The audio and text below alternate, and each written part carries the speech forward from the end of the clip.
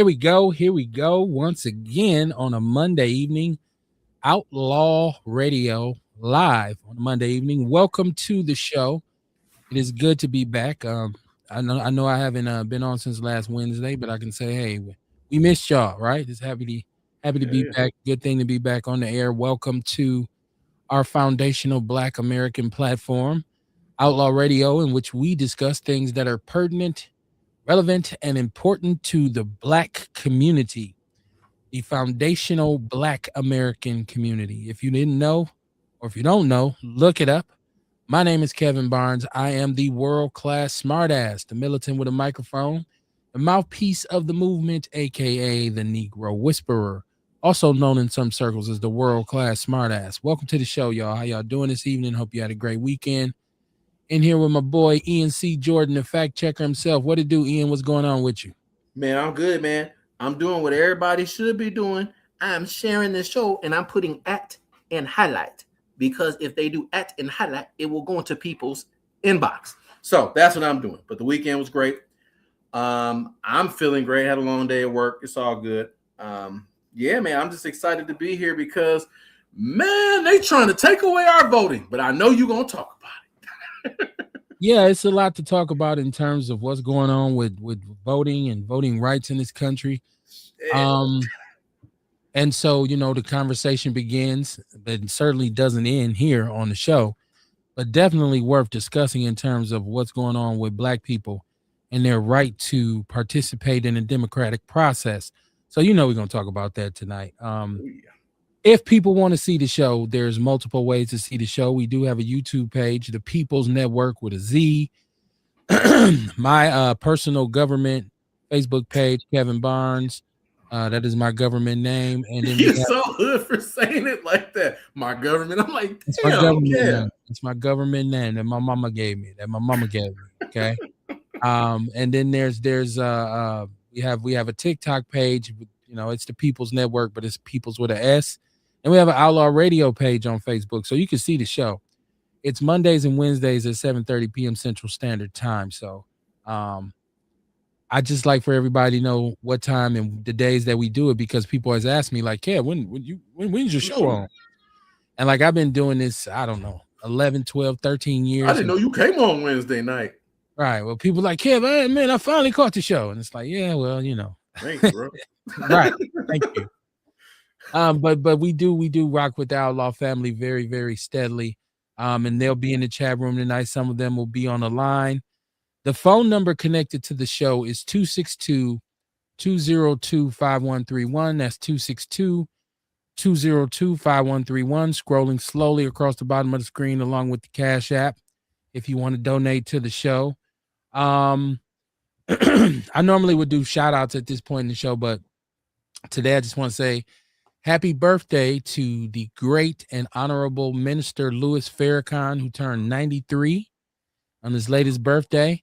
I am a follower of Farrakhan. I am an admirer of Louis Farrakhan, Minister Farrakhan, if you will. I believe he is the most important Black leader that we still have left in the United States of America. And I think if you want to hear the truth about the state of our people and the good, the bad, the ugly, and everything in between, listen at the minister talk. Listen I've at him never, speak. you know what? Until you just said that, I never realized his birthday was so close to Malcolm's. That's crazy because his is on the 19th. Okay. Wow, that is wild that you said. I never knew that. Oh my god. Okay. Yeah, That yeah, is- yeah. Happy birthday to the minister, man. oh, I'm not absolutely. I'm not a Muslim myself, but I think, like I said, I think when the minister speaks, I think it's all 100% right and exact. And if I was to sign up for the FOI, it would be because of him, because I've listened to him speak so many different times over the years. But happy birthday, man. I hope he has many more. Like he always says, they've tried to kill me, but they can't. Minister Farrakhan has dared he's dared the powers that be to come after him, man. So, Hey, I ain't gonna lie to you though. You ever seen what that dude eat though? Like his diet? Yeah, he I healthy have as not. hell, bro. It doesn't surprise me. I mean, Yeah, he's super healthy actually. Yeah, he is. He well, is he's a super healthy. strict disciple of Elijah Really? Muhammad, who wrote the Yeah. book How to Eat to Live, and laid out a lot Yeah, of dietary stuff for us to follow, a lot of guidelines. Wish I could follow them, but I don't, right? You know what I'm he one of saying? my favorite people. Give Yes, your I love to hear him speak. I love to hear him speak. And his message has evolved over the years because yeah, at one point people could have considered it a little divisive because he did go at non-black Muslims a lot. yeah, he That was did. kind of like their thing back in the days. Yeah, But even in terms of black Christians, I see that he's been able to kind of like spin a message now of unity and the fact that, like he said, we ain't gonna argue about religion. yeah. He said we don't know what the hell it means anyways. We'll argue about that when we get free. So, you know. Yeah, man. But the thing is though about the Honorable Elijah Muhammad, man, and the Honorable Louis Farrakhan, they just different. Like he just different. Like his brand of everything that he says is just the authenticity attached with how he speaks. Like I used to listen, my brother used to always play his tapes, and you would just listen to just all of his speeches, and then just he got speeches that you might not have ever heard unless you went to a rally. Like my brother went to the one, they had the Chicago one. He went one year. I listened to I can't remember the brother's name, but they used to come to Riverside High School, and he came there and he came to the Black Student Union. Khalil, the one Ice Cube always shout out. He came to our school. Abdul Muhammad, yes. Yeah, he came to our school, dude. That brother was so nice and so informed, and he wasn't divisive at all. He wasn't really on no white people devil stuff. It was a couple white people in there too. He was just talking about economics. That came later. If we're gonna talk about Dr. Khaled, that Yeah, of course. But hey, man, because he was just talking about more like economics and telling us to, if we don't educate ourselves, we probably gonna end up in the system. Like that's really what his whole message was. Because he was there for like 2 hours. He was nice. He's a nice guy. I liked him a lot. Well, I think the solidarity that the Nation of Islam has is unmatched. Because I talk about solidarity all the time and the need for it amongst black people. Yeah. And if you want to see it in action, you look at the nation, look at how they are for each other. They are together. They have a brand, they have a cause, economic empowerment, education wise, culturally, they are a unit. And so it's kind of like where we need to be in this country. So that's another thing that I've always admired about the brother. But I've had many conversations with a bunch of brothers who are in the nation, and you know. No, a third. It's funny you said that. Like a third of my cousins in Cleveland, they're all in the Nation of Islam, and I talk to them on a regular. Like they for real with it. Like Clarence X, my other cousin Richard X, like they all be on it, man, and they be keeping it 100.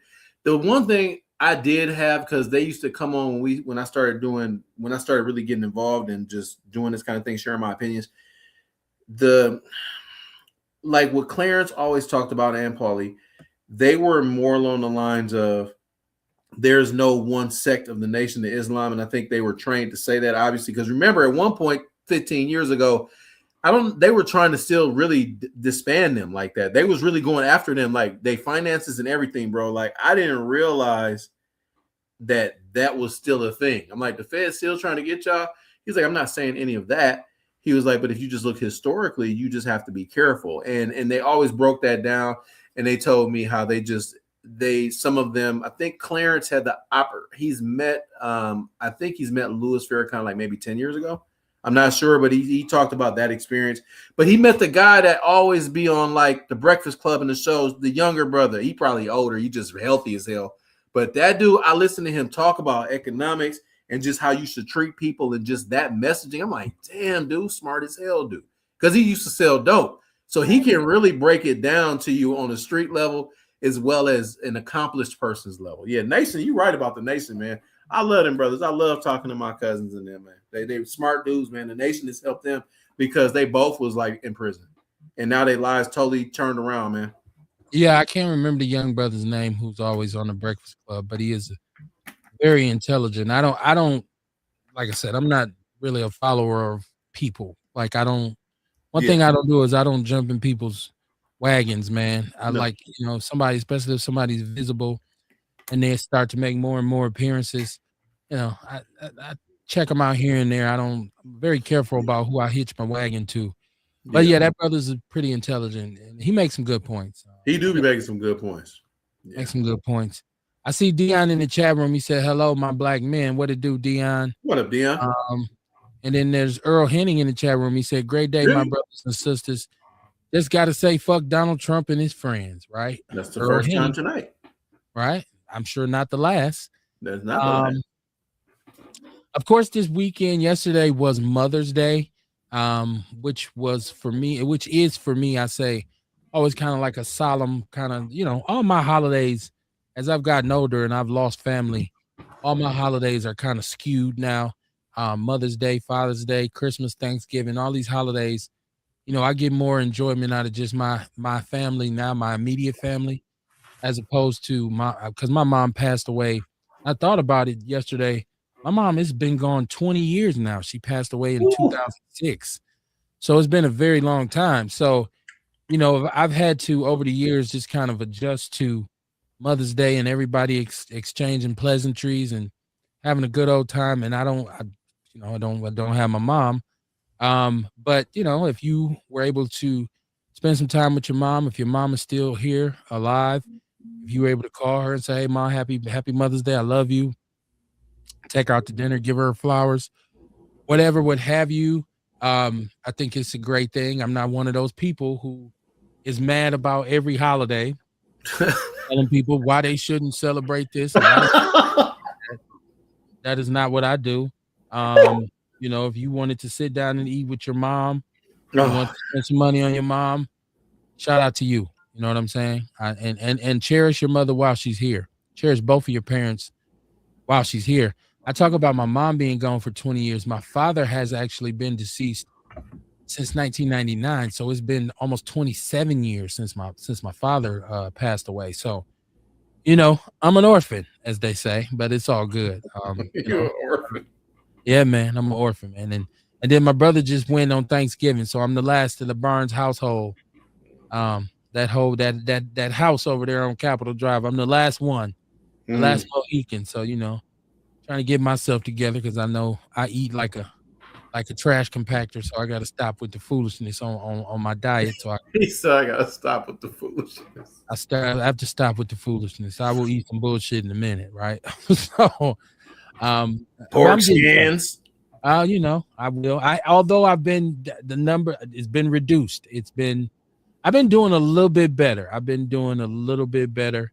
But I still got some cleaning up to do because I still enjoy a good burger, right? I will snatch a Whopper. I'm one of them dudes. You see my big ass in the, Whopper Wednesday is tomorrow. I'm sorry. you know. I should have said Well, it that. ain't tomorrow, but I get it, right? It's Wednesday. See, now you prepared. Right. I mean, I'm doing better. Hopefully, I'll just continue to get better. Um, Earl Hennig said 2011 when my beautiful mom was called home. Yeah, man, I know the feeling. Like I say, 2006, December of 2006, my mom passed away. So, it was tough time, right? Hell yeah. But that's part of life, right? It's part of the cycle. As you born, you're young, you grow up. My grandparents, I got aunties, uncles, cousins, homeboys that have left this planet, so it's part of life, and I understand it. But a lot of times, your grief can really stop you in your place and smack you upside your head. So, I used to really get on Mother's Day. It used to bother me a lot at first. Those first 2 or 3 years after my mom passed, Oh, they were tough. They were tough, bad. but now it's not as bad. Christmas used to be tough too because my mom passed 3 days after Christmas, and so yeah, it used to mess me up for Christmas. Christmas was tough for me. I Oh. think I enjoyed it more because my kids enjoyed it so much. Yeah, So, and that's the positive point.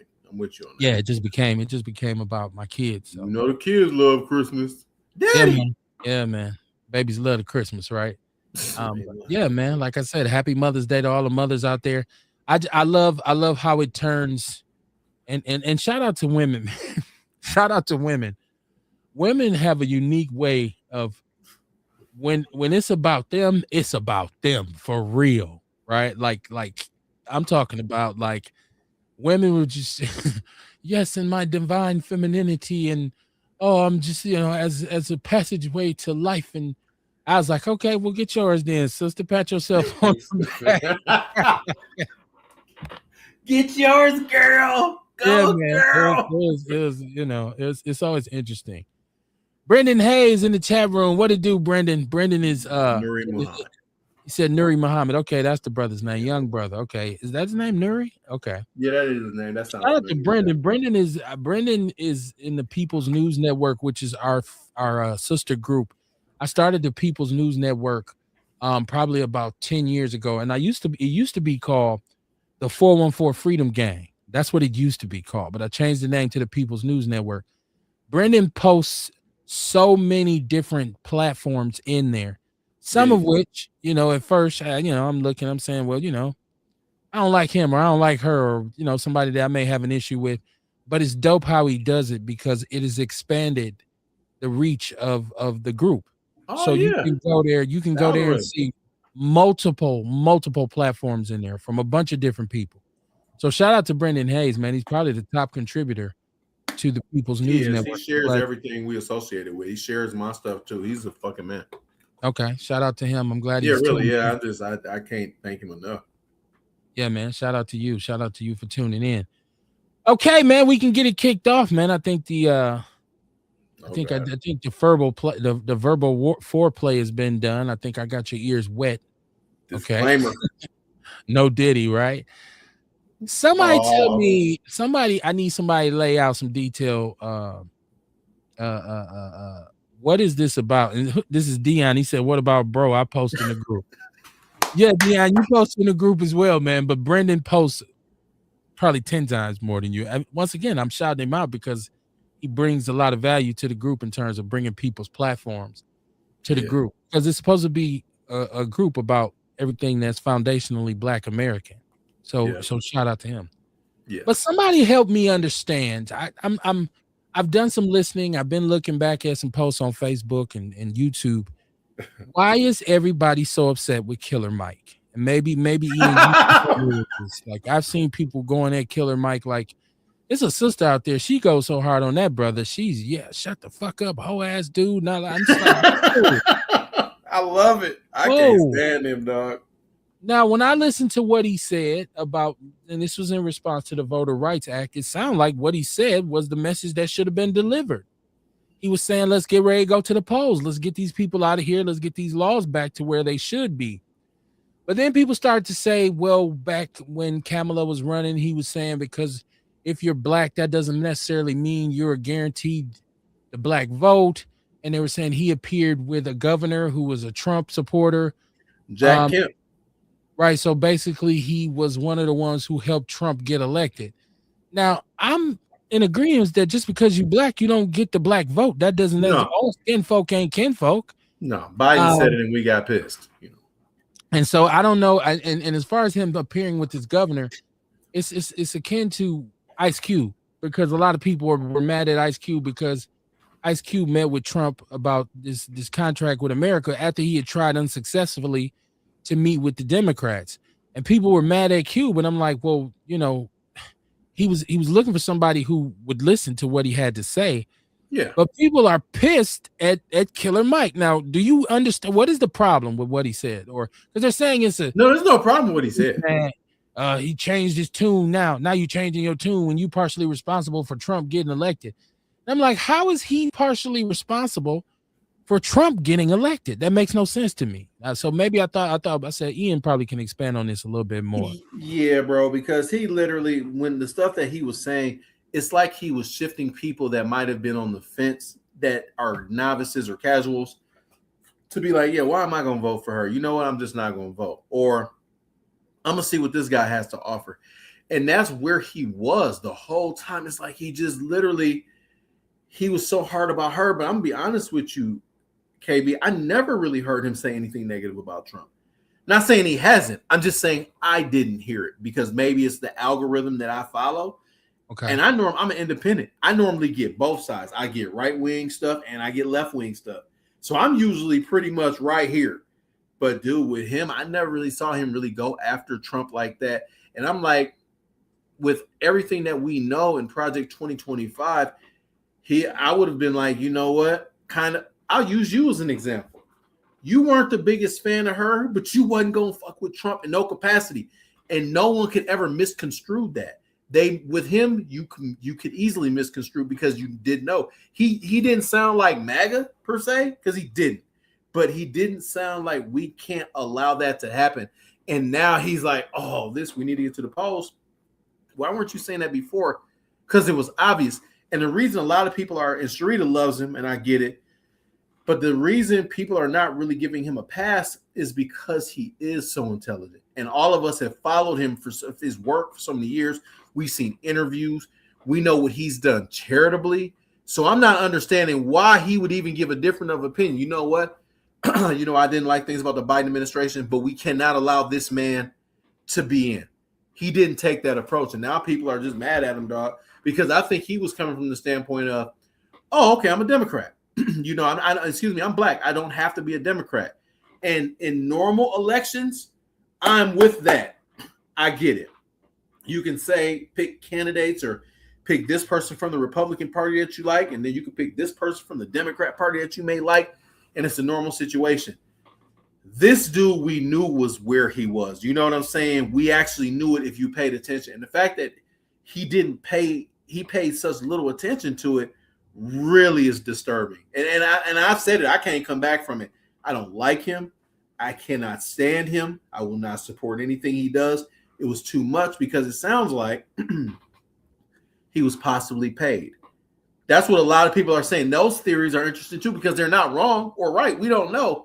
But I see why people are conspiratory with the Killer Mike thing, bro. It does seem like it.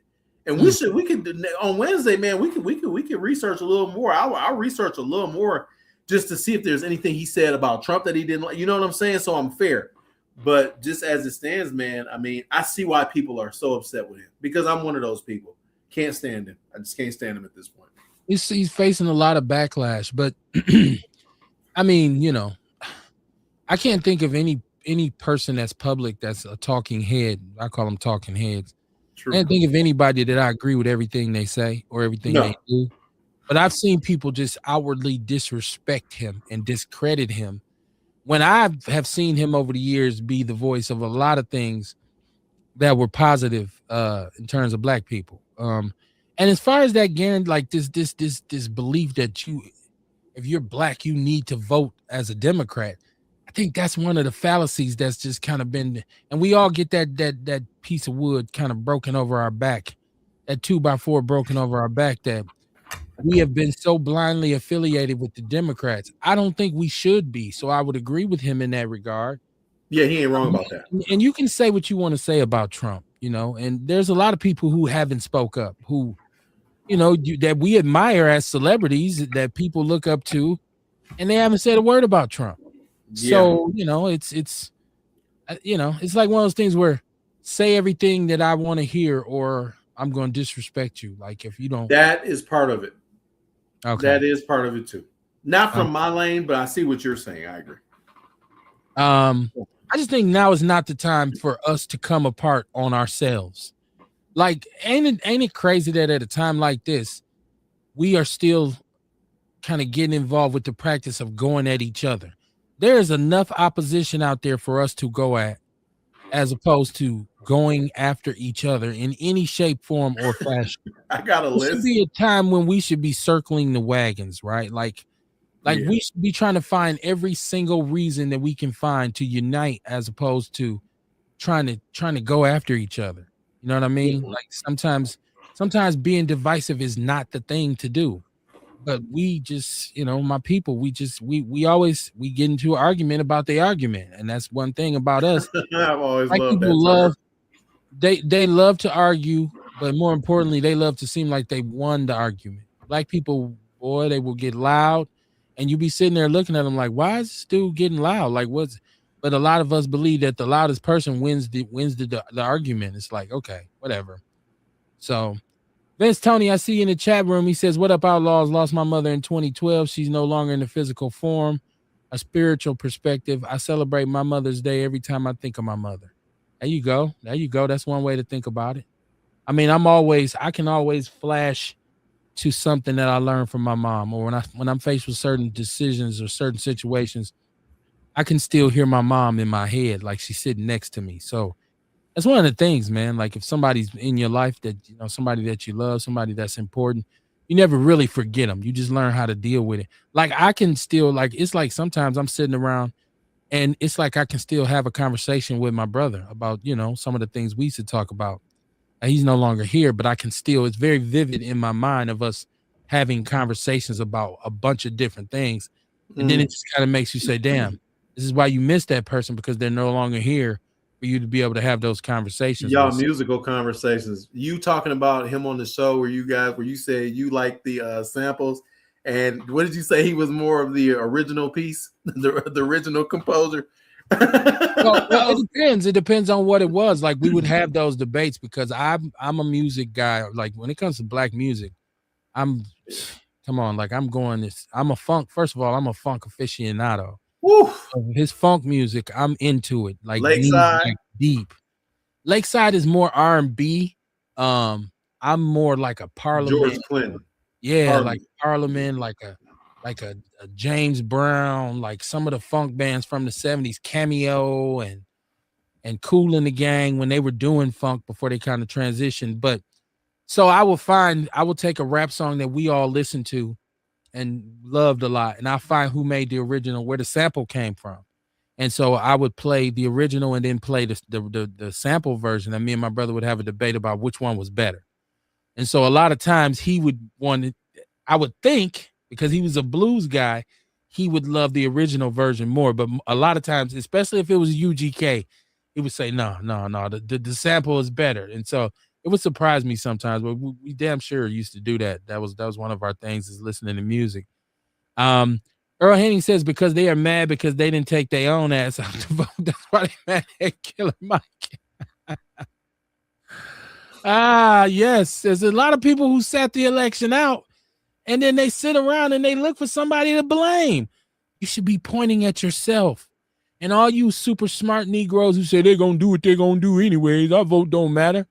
Well, if you're looking for somebody to blame yourself, right? That's why we have to vote, right? Can't get mad at that man. So, I still like Killer Mike. I don't care.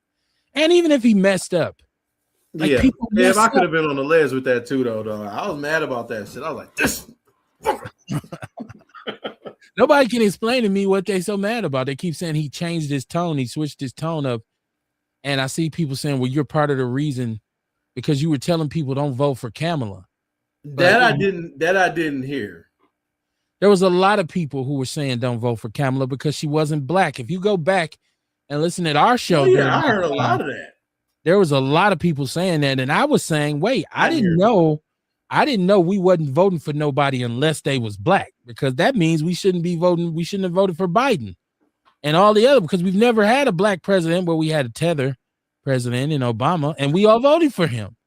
So I didn't know. I wanted my people to keep me up. I want to be on code. So if now we saying we ain't voting for you unless you're a straight up foundational black American, hell, let me know so I can stay on code. But I mean, that was one of the things that kind of bugged me out. So he's not the only person who was saying that though. And we kept saying, well, what's your alternative? What's your alternative if you don't vote for her? Well, I'm gonna vote for Carnell West, and people was naming off silly shit like I'm gonna vote for Sherman. You got an old school mentality. That's exactly right, though. That is literally.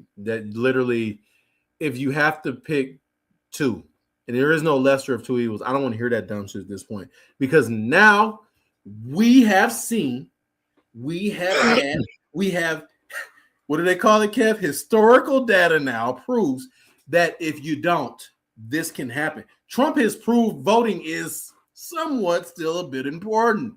If it was, can you imagine if everyone would have supported her that should have, and then you had our friends and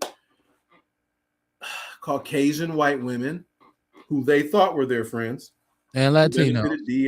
Yeah, man, they kind of got that. They kind of got that twisted. So people they're more mad at Killer Mike than they is than Latinos or white women who really helped Trump get over the hump. So he is the one that got over the hump. Black people voted for Harris at a tune of collectively like 85%. I was surprised. Black women who I think at this point, I think we all can concur. If you look at historical data, if you even look at things in the corporate workplace, inventions, things like that, Black women move the needle in a lot of ways, like with Hulu TV. Mrs. Jalopy created the shockwave technology, is why we have streaming the way we have it. Miss West created the GPS. You just fast forward to as far as politics, this woman, regardless of whatever, this woman in her political career, and this is how come you knew she was qualified, because they didn't attack any of her policies.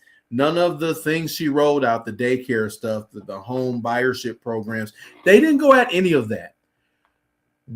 And she had no tax on tips too, by the way. What they did was say she was not intelligent and that she fucked some mayor in San Francisco is how she got to be vice president of the United States. Yeah, Willie. That Willie Brown. So that makes absolutely no sense.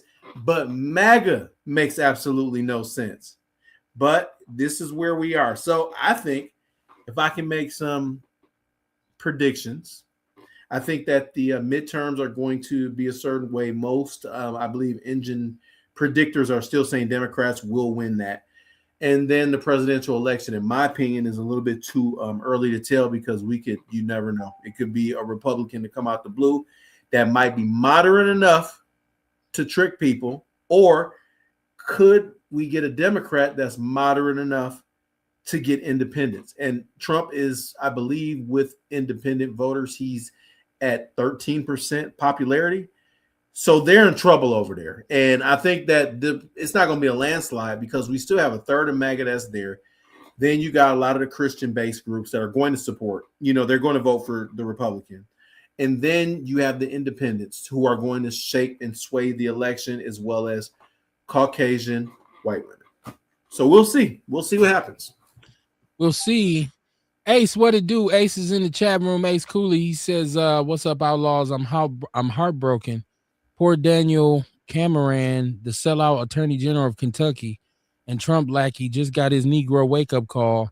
Donald Trump endorsed the white guy he's running against. Okay. Well, why are you heartbroken about that? All right. Mama Jenkins, how you doing, Mama Jenkins? She said, good evening, my Outlaw family. These potholes are messing people up. Did y'all hear that Trump called Rachel Scott a bitch? No one is talking about how he talks to these black journalists. He's a dirty bastard, barring them from the press conference. She said, my mother was a mother of 10 and all of our friends. She is missed every day. My favorite girl, 2011. Yes. Okay. I heard about that. I'm going to be honest with you, Kev. I cannot see anything where he calls the woman a bitch. And I've been looking. I can't find it. I've seen the interview they're referring to. I don't see it. They said he mouthed it. But I can't tell. You know what I'm saying? I'm just saying, me personally, I just can't tell. I can't see it. But. Okay, yeah, I haven't dove into that pool. I wasn't surprised I wasn't surprised when people started saying that. I was like, oh, that sounds like Trump. Right. Well, what's Too Short's favorite word, right? I'm sorry, I shouldn't have. Emo said an example of why people are mad is a dude kind of like Stephen A. Smith. They start off saying what you want to hear, then they speak that bullshit plantation talk. Oh, God. When you have a platform, you are responsible for what you say. Okay, I don't disagree with that. He said plantation. Mama Jenkins said voting is important. Why do you think they're trying to stop voting, especially black folks? Earl Henning says she didn't fuck on kids like Donald Trump. Uh-oh. Okay. Yeah, and the thing is, though, and this is another thing that's funny to me. And when she was younger, I mean, she's still an attractive woman now. She's a good-looking woman. That's another thing that made them hate on her, too. You know what I'm saying? She's a good-looking woman. She's intelligent, articulate. She's accomplished. Like Michelle Obama, right? You look at Michelle Obama. They don't talk about any of her accomplishments. Like, this is what you got. This is going to sound bad, so everybody close your ears for just a minute and a half. You have a current first lady who is a whore. For all intents and purposes, she's a former whore, escort, prostitute. Don't know if she was a porn star, but whatever, right? In Russia, I think she was a naked nude model, whatever. Then you have a woman with a JD from Harvard or whatever Michelle Obama has, but she's highly educated and highly respected in so many fields, and you can't find pictures of her naked on the internet. So with that said, this is where we are right now. You have the black woman, right, who is highly accomplished. So they don't say anything that she said negatively, except the food thing. They didn't like the labeling, which I thought was a good idea, by the way. But they didn't. They couldn't say anything about her intellect, so they go after her. She looks like a man. All this, and then they say with the whore, she's so elegant, isn't she? We have the most beautiful first lady. You should hear RJ talk. You should hear my daughter talk about this. She gets so angry. She gets so mad. She hates it. She's like, Daddy, these people are so fucking racist. It has everything to do with her being black. RJ doesn't believe. She said it has nothing to do with her being a woman. It's just she's black and she's smarter than all of MAGA combined. So, yeah, man. So this is Ace. He said if he did, I wish she had showed her color and called his mama a bitch. Oh God. Mama Jenkins said it was a mic that caught it, so they say. So it was one of those hot mics. Earl Henning says still one. He says she's still a whore. I know. Oh God, Earl. Crazy. Ace Cooley said, by the way, Kevin, I was just being sarcastic. I really didn't feel bad. That motherfucker got his Negro wake-up call. The motherfucker let the cops off the hook for shooting Breonna Taylor. He's the motherfucker that let the cops off the hook for shooting Breonna Taylor. Said, fuck that motherfucker. Okay. I can't read this shit. People are passionate, man. People are very passionate. I appreciate. Is there another word for it? Because there's that word too. Jesus Christ, fuck that motherfucker. There's a number now. You can call the city if you have your potholes have done damage to your car. I thought I read an article somewhere that you had to go and get an estimate and have all this information. And you had to call. You could call them, and there was some way you can get some reimbursement for damage done to. That's unheard of, Mr. Barnes. Remember, we were younger; they never would give you a reimbursement for potholes because we didn't have as many. No, I'm saying I seen that somewhere where like you have to have a whole bunch of information though. Like you have to have an estimate done. You have to be able to talk about where the pothole was. I have to pull it up. I'll pull the article up and I'll figure it. I'll find it and present it. It says it was in the People's News Network, and I seen it. I should have. Let me jump in. Oh, Mama Jenkins says agreed about fuck the guy from who Ernest was talking about.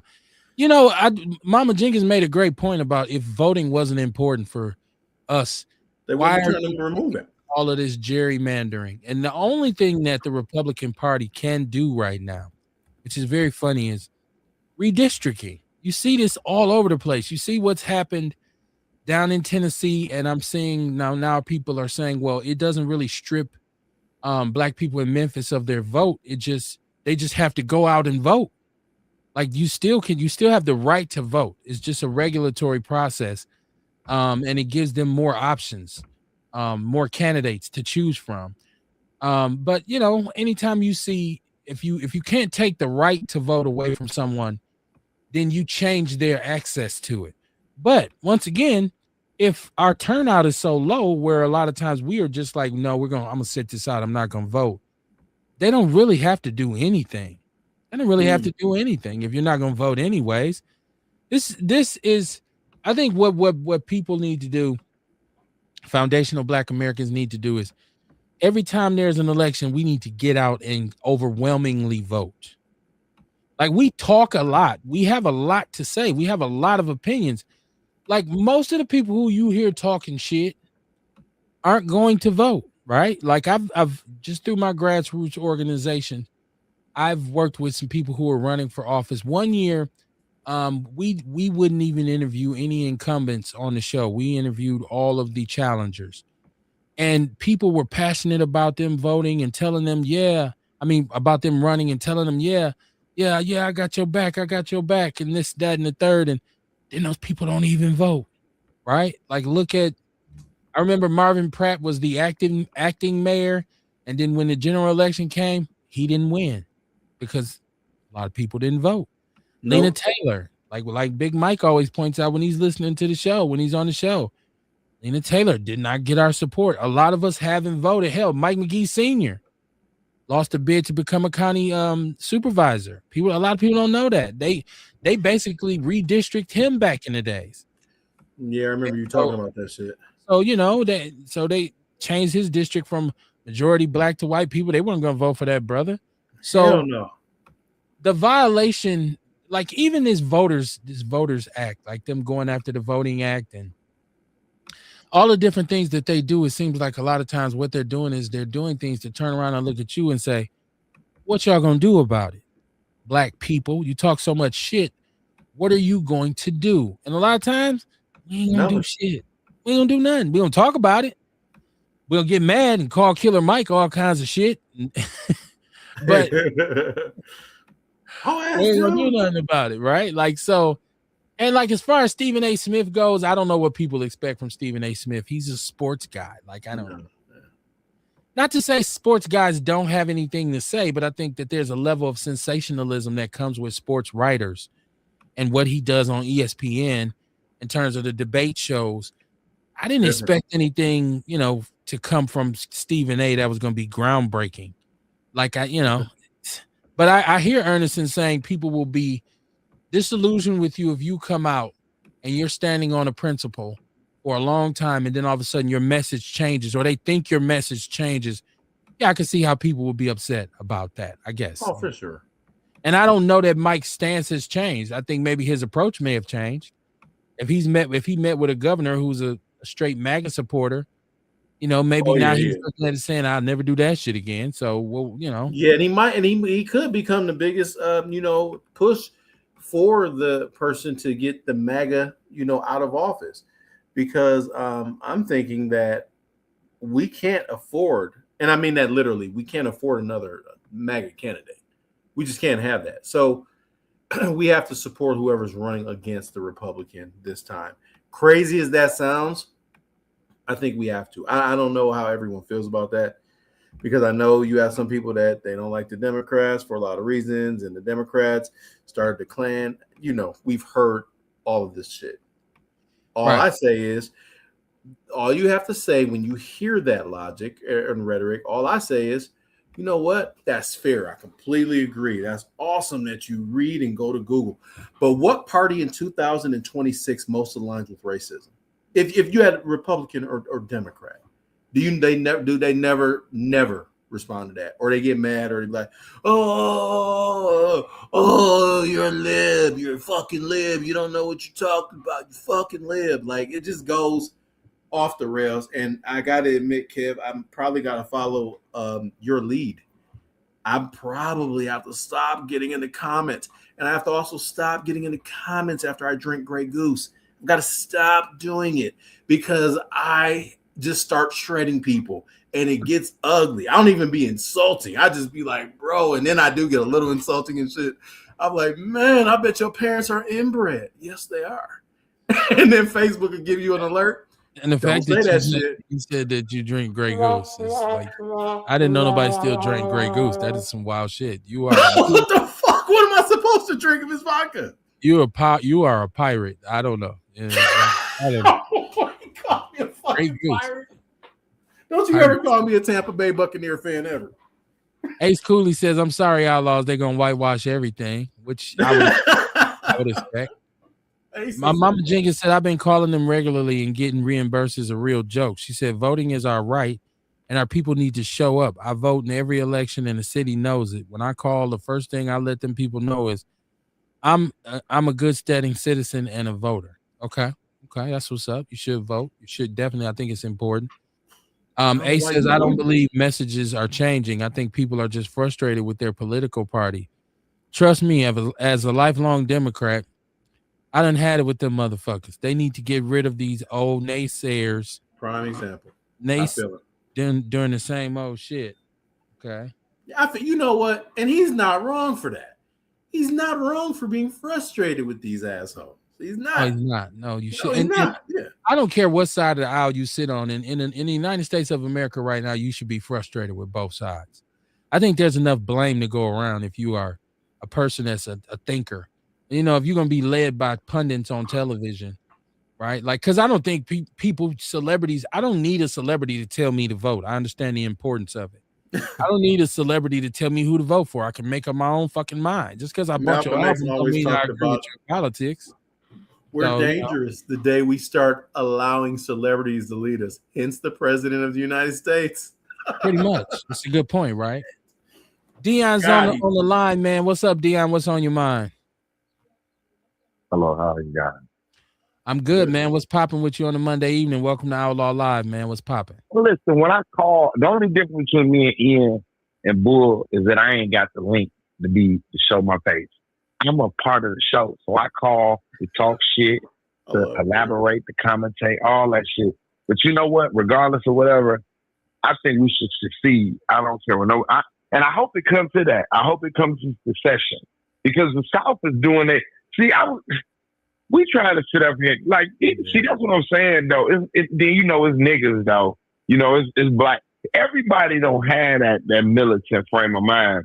Like I was listening to, I'm like you, I be in the power verse. I was listening to one of the guys, I can't remember his name, but he was talking about Martin and Malcolm. He said a lot of black people were scared of Malcolm because he was so just point blank, blunt in your face with it. Yeah. And Martin, everybody wasn't with what he was on. Like those guys, they was like maybe 20 to 30% of black people, you know what I'm saying, was like, you know what I'm saying? And me, myself, next week, I'll be gone. I'll be on my way back. If you be on Memorial Day, I doubt you will because, it's family and they got to celebrate Memorial Day. But I'll be coming back Memorial Day. But I'm going to be going down to Miles Bayou, Mississippi. I'm going to Memphis. But Miles Bayou is an hour and some away. And I know if you guys, Isaiah Montgomery, he was the guy who I'm not going to say discovered, I guess started Miles Bayou, Mississippi. It was an all-black town. Now, Miles Bayou, Mississippi, Isaiah Montgomery, they say he's equivalent to like Booker T. Washington because basically, I guess he was a legislator. I'm not quite sure. I have to do some more research on him, but I guess he was a legislator or something. He was part of some in Mississippi. And they said that if you vote against something, that we'll leave your town alone.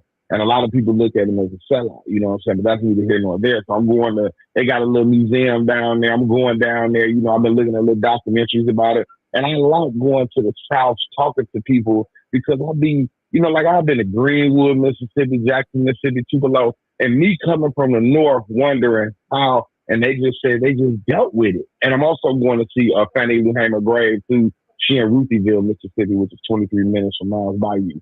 So I'm going to be leaving the 21st of this month, and I'm going to head down south, me and the dogs. But, yeah, and a lot, and then they down there fighting Alabama, Mississippi, Louisiana, and it's, like the one guy, he said, why they just don't leave us alone? Like they poking the bear. I don't care, man. Like Pot said, man, I'd rather die for something than stand for nothing. You know what I'm saying? Like, I can't talk how I want to, but you just know how I feel. Like, bro, like, it's almost like kamikaze sometimes I be feeling in my mind. Like, these people keep fucking with us. You know what I'm saying? All we trying to do is live. We just trying to live, raise our family, have fair legislation and policy and get treated. Like, I was looking at, like, okay, if we can't succeed, every black motherfucker should just stop paying taxes. You know what I'm saying? Like, fuck it. I'm finally exempt. Y'all ain't get no money from me for a whole year. You know what I'm saying? I think you can do that. You know what I'm saying? Like, it has to be something done to show these people that we not playing. You know what I'm saying? They keep poking us, playing with us, fucking with us, and doing everything that they can. Like, that vote right. And then, like, just to hear it, like, they be so smug with it. They just be so, it's not racist. We're just trying to and you should just see them and these, like one day, this something is different, but it's the same. I was watching Mitch McConnell. He walking down, I agree with a lot of what he said in regard to them poking. You know what I'm saying? I want to help him to his grave. These people have passed me, and these people been put, man, listen, I've been watching this shit, man. These people been plotting for a lot, since the Reconstruction era, they've been plotting. So this shit probably been in wheels and legislation, like people like just old books. They just grab ledgers from 1879 and say, we're going to take this shit back one with another with the Daughters of the Confederacy. And it's just the Ku Klux Klan and there's so many, it's it's just crazy, man. All we trying to do is live, bro. You know what I'm saying? Like people be like, I have more rights. What the man say? I have more rights than my mother and father did, and I'm also gonna have more rights than my children have. You know, so they ban abortion. You know, your daughter go out here, fuck around and get raped, whatever. You know what I'm saying? Some of them, even some of the southern states, they keeping track of a woman's period, a young lady's period. She come on her period, and whoop, man, it's just crazy, bro. You know what I'm saying? And just to sit back and just look at this, and you know, every day it's just always something.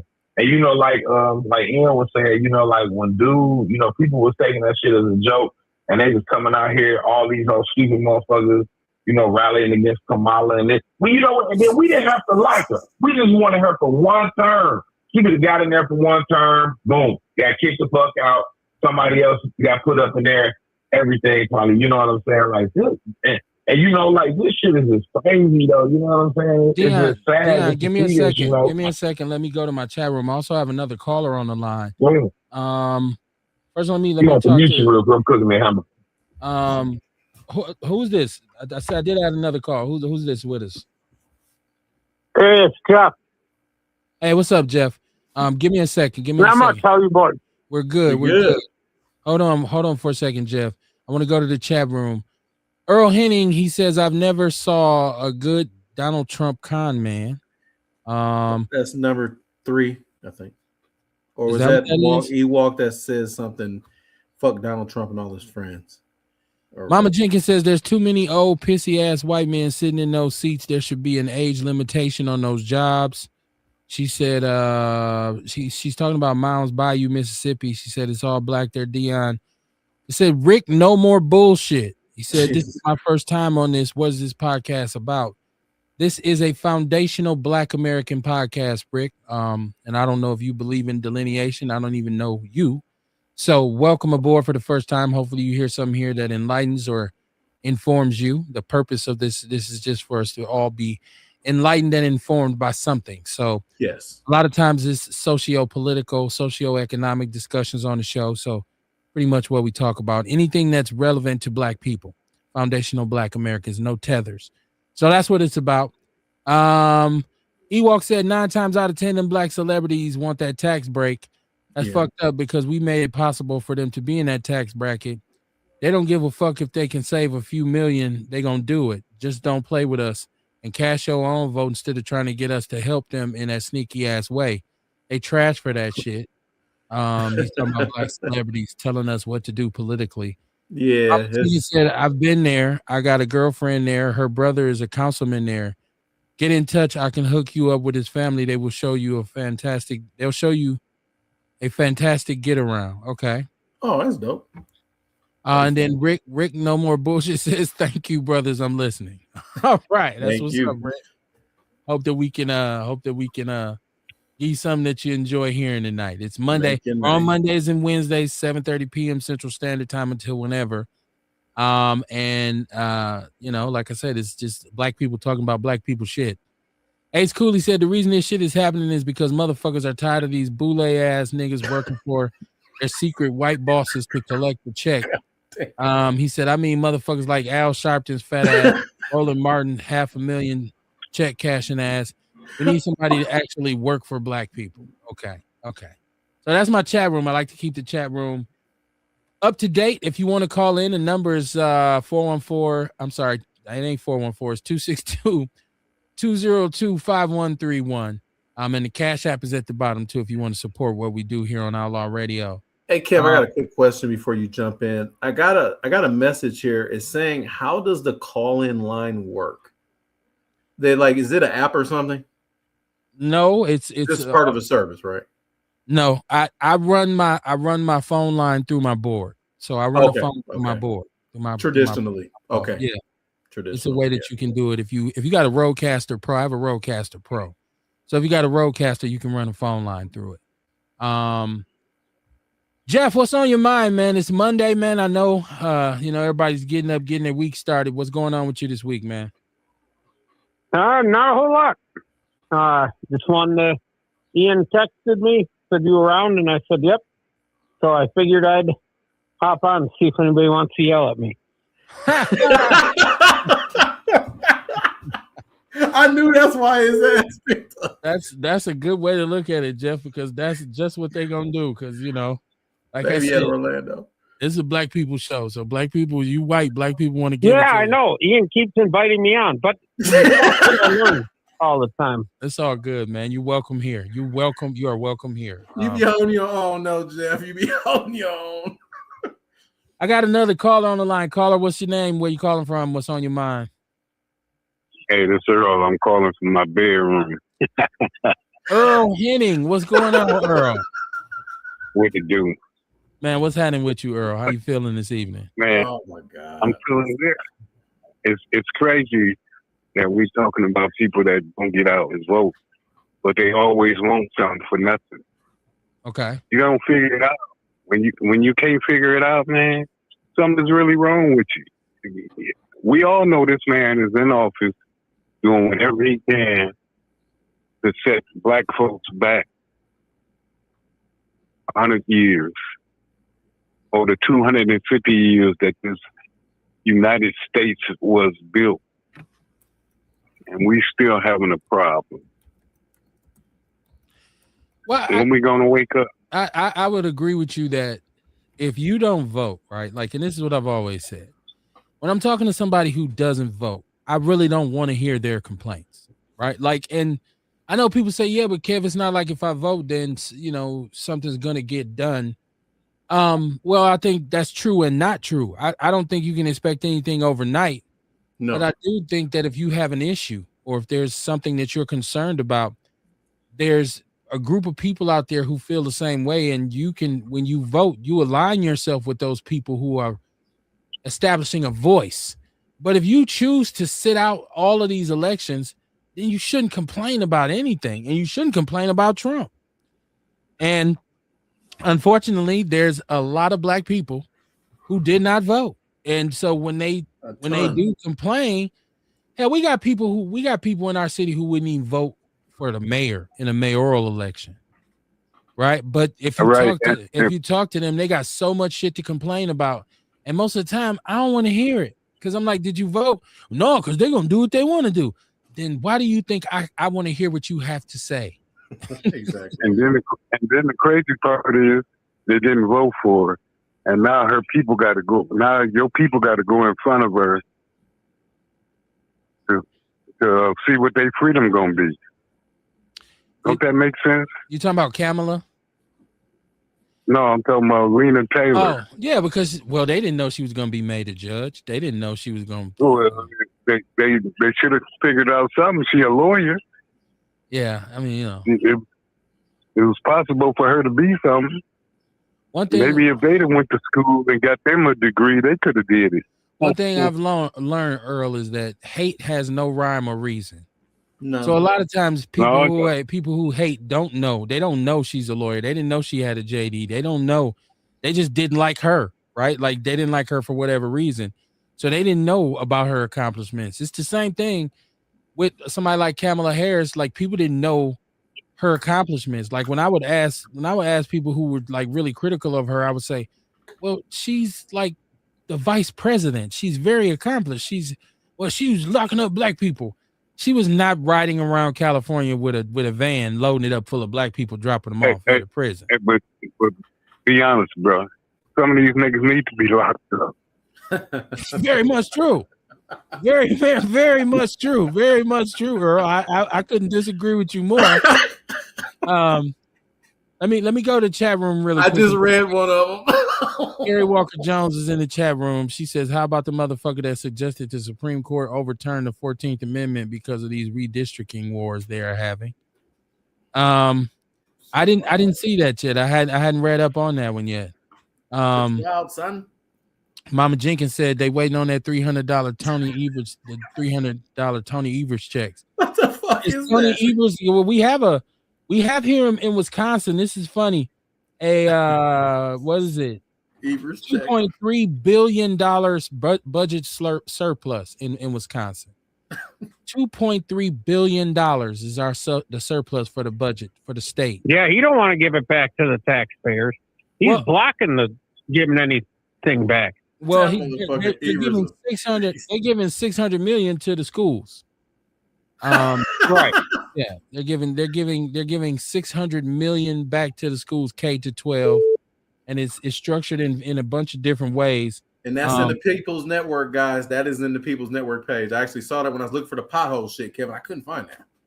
Yeah, it's way down there, man. It's way because down the line. Posting. Yeah, it's because there's so much stuff in there. Go to that group. Go to our group, the People's News Network. Man. You got to, everybody. It's you'll learn a lot. Like I learned about the 600 million. I didn't know that until I literally started looking for the other article. I was like, oh shit. Mm-hmm. You and I always complain about the schools. Like, what are they talk about? MPS needs more money. I think MPS need to find a way to get kids to go to school. Like I think we need to, that's the first part of it, and they don't seem to grasp that. So truancy police or truancy enforcement would make some sense. Something. I don't know. Maybe we got to put video games at every desk. I don't know. Like it's. She said that. Listen, GTA 6. We got that shit in the class, y'all. Go to school the whole semester and get a free PS5. I don't know. Can you imagine if they was doing that shit? Our kids in Milwaukee are not going to school. No, not is it 52%?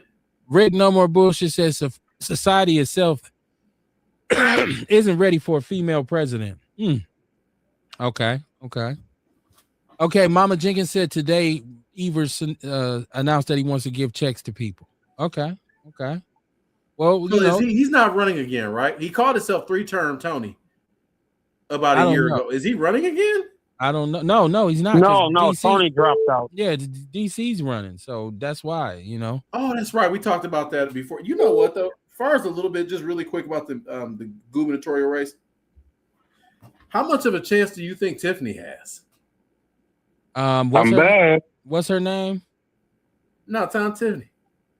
I don't know. I haven't looked into it. I really haven't looked. Yeah, he's pretty. He's pretty foundationally sound with the right side of the aisle.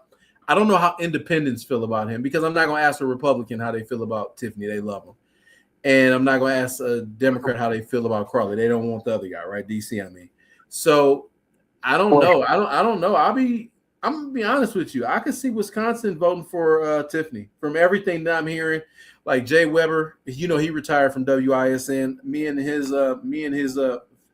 his researcher, we go back and forth on social media about the Trump shit because he knows better. But he posts all this dumb shit about snowflake this, snowflake that. But I be ripping him up. But the thing is, though, he did tell me, as far as in a true moment, one of his true moments, he was like, "Yeah, Ian, he seems like he'll have a legitimate shot at winning." I don't know. I don't know if they're gonna vote for DC, man. I'm not sure. Well, we'll see what northern Wisconsin, the state is 86% white, and out of the 8 to 12% of minorities that live in this state, I think 85% of them live in southeastern Wisconsin. Yeah, exactly. So it's a tough sledding for any black candidate to run for something like the governor because, it's hard to get northern Wisconsin, it's hard to get on the ballot. Well, he's on there. White What was that? It's called White Wisconsin. He said Earl says White Wisconsin. Kerry Walker Jones said Nathaniel Ledbetter made that suggestion that she was talking about. I haven't. I can only elaborate on it if I got details. I didn't really. It might be something I scroll. I'm a notorious scroller, y'all. I will scroll past some shit in a minute. If it don't spark my interest, I will keep scrolling. So a lot of times I don't know everything. I depend on the Outlaw Radio family to kind of keep me informed on a lot of stuff. Mama Jenkins said they already got computers, no book, and only copies to do homework. Yeah, it's what would it take? I just got another caller. Is this Ace calling back? Yeah, man. What's going on? I'm Ace? looking at this. Man, I'm just tripping off all this because I'm listening to all this too, man. And I'm just like, man, at the end of the day, I need somebody to do something for us. I don't give a fuck what party it is. You know what I'm saying? I don't care at this point because I'm looking at this shit, man, where I don't know if you've seen the link I posted today about, man, these illegals coming in, man, because, and it was a social worker. Matter of fact, she was Hispanic. She ratted them out. Man, talking about the shit that's going on in California and around the country. As far as how they coming in undocumented, they're like invisible. So but they're still getting SNAP benefits, man. And basically, they're having kids to do that. They're getting like $2,500 a kid. You know what I'm saying? And so what they're doing is they're going around, they're buying up 50, 60 pounds of kind of starter, right? And they're setting up their food stands. And these food stands are calculated like $2,000 a day. You know, this is untaxed funds, but this is coming out of our pocket. You know, so not only they doing it, you got the Jews doing it in New York and New Jersey. You had the Somalis doing it in Minnesota. Dude, I'm like, I'm just tired, man. This is what frustrates me, because I got to watch my people bitch, moan, and struggle all the time. You know, and these motherfuckers come in talking like they just doing shit that's great. They're working a job. They're getting paid twice, man. They're raping the shit out of our system, and we're paying for it. I'm tired. And the question is this, too. Why would these kids go to school if they can't read? Good question. Well, to learn how to read? Yeah. To learn how to read. That's where you go to learn. They're embarrassed. Right. I don't know that. Believe me. But when you're embarrassed that you don't know how to read, the easiest thing to do is not go to find out that you don't know how to read. It's embarrassing. Well, I can tell you, as a former public school teacher, I know a lot of times when I would have a kid that was very defiant and wanted to be loud in my classroom, what I would do is I would tell them to read. And that would shut their ass up, because they didn't want nobody to know that they couldn't read well. They couldn't read. Yeah, of course. Why would you? But that's why they don't go. That's why they don't go to school, because they know they're going to be embarrassed by not knowing how to read. But this People start teaching your kids how to read when they first come out your womb. Please. This goes back to what Ace was just saying when he said he wants somebody to do something for us.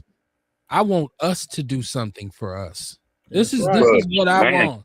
This is what I want from black people from here henceforth. I want us to do something for us.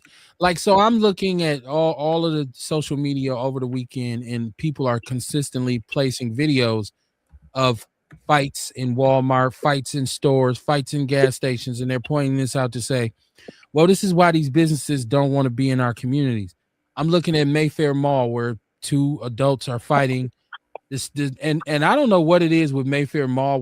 Why do they need dogs? Every time I see something going on and they have their security, because black folks go out there, they have dogs, right? Like my question would be, why do we go to Mayfair?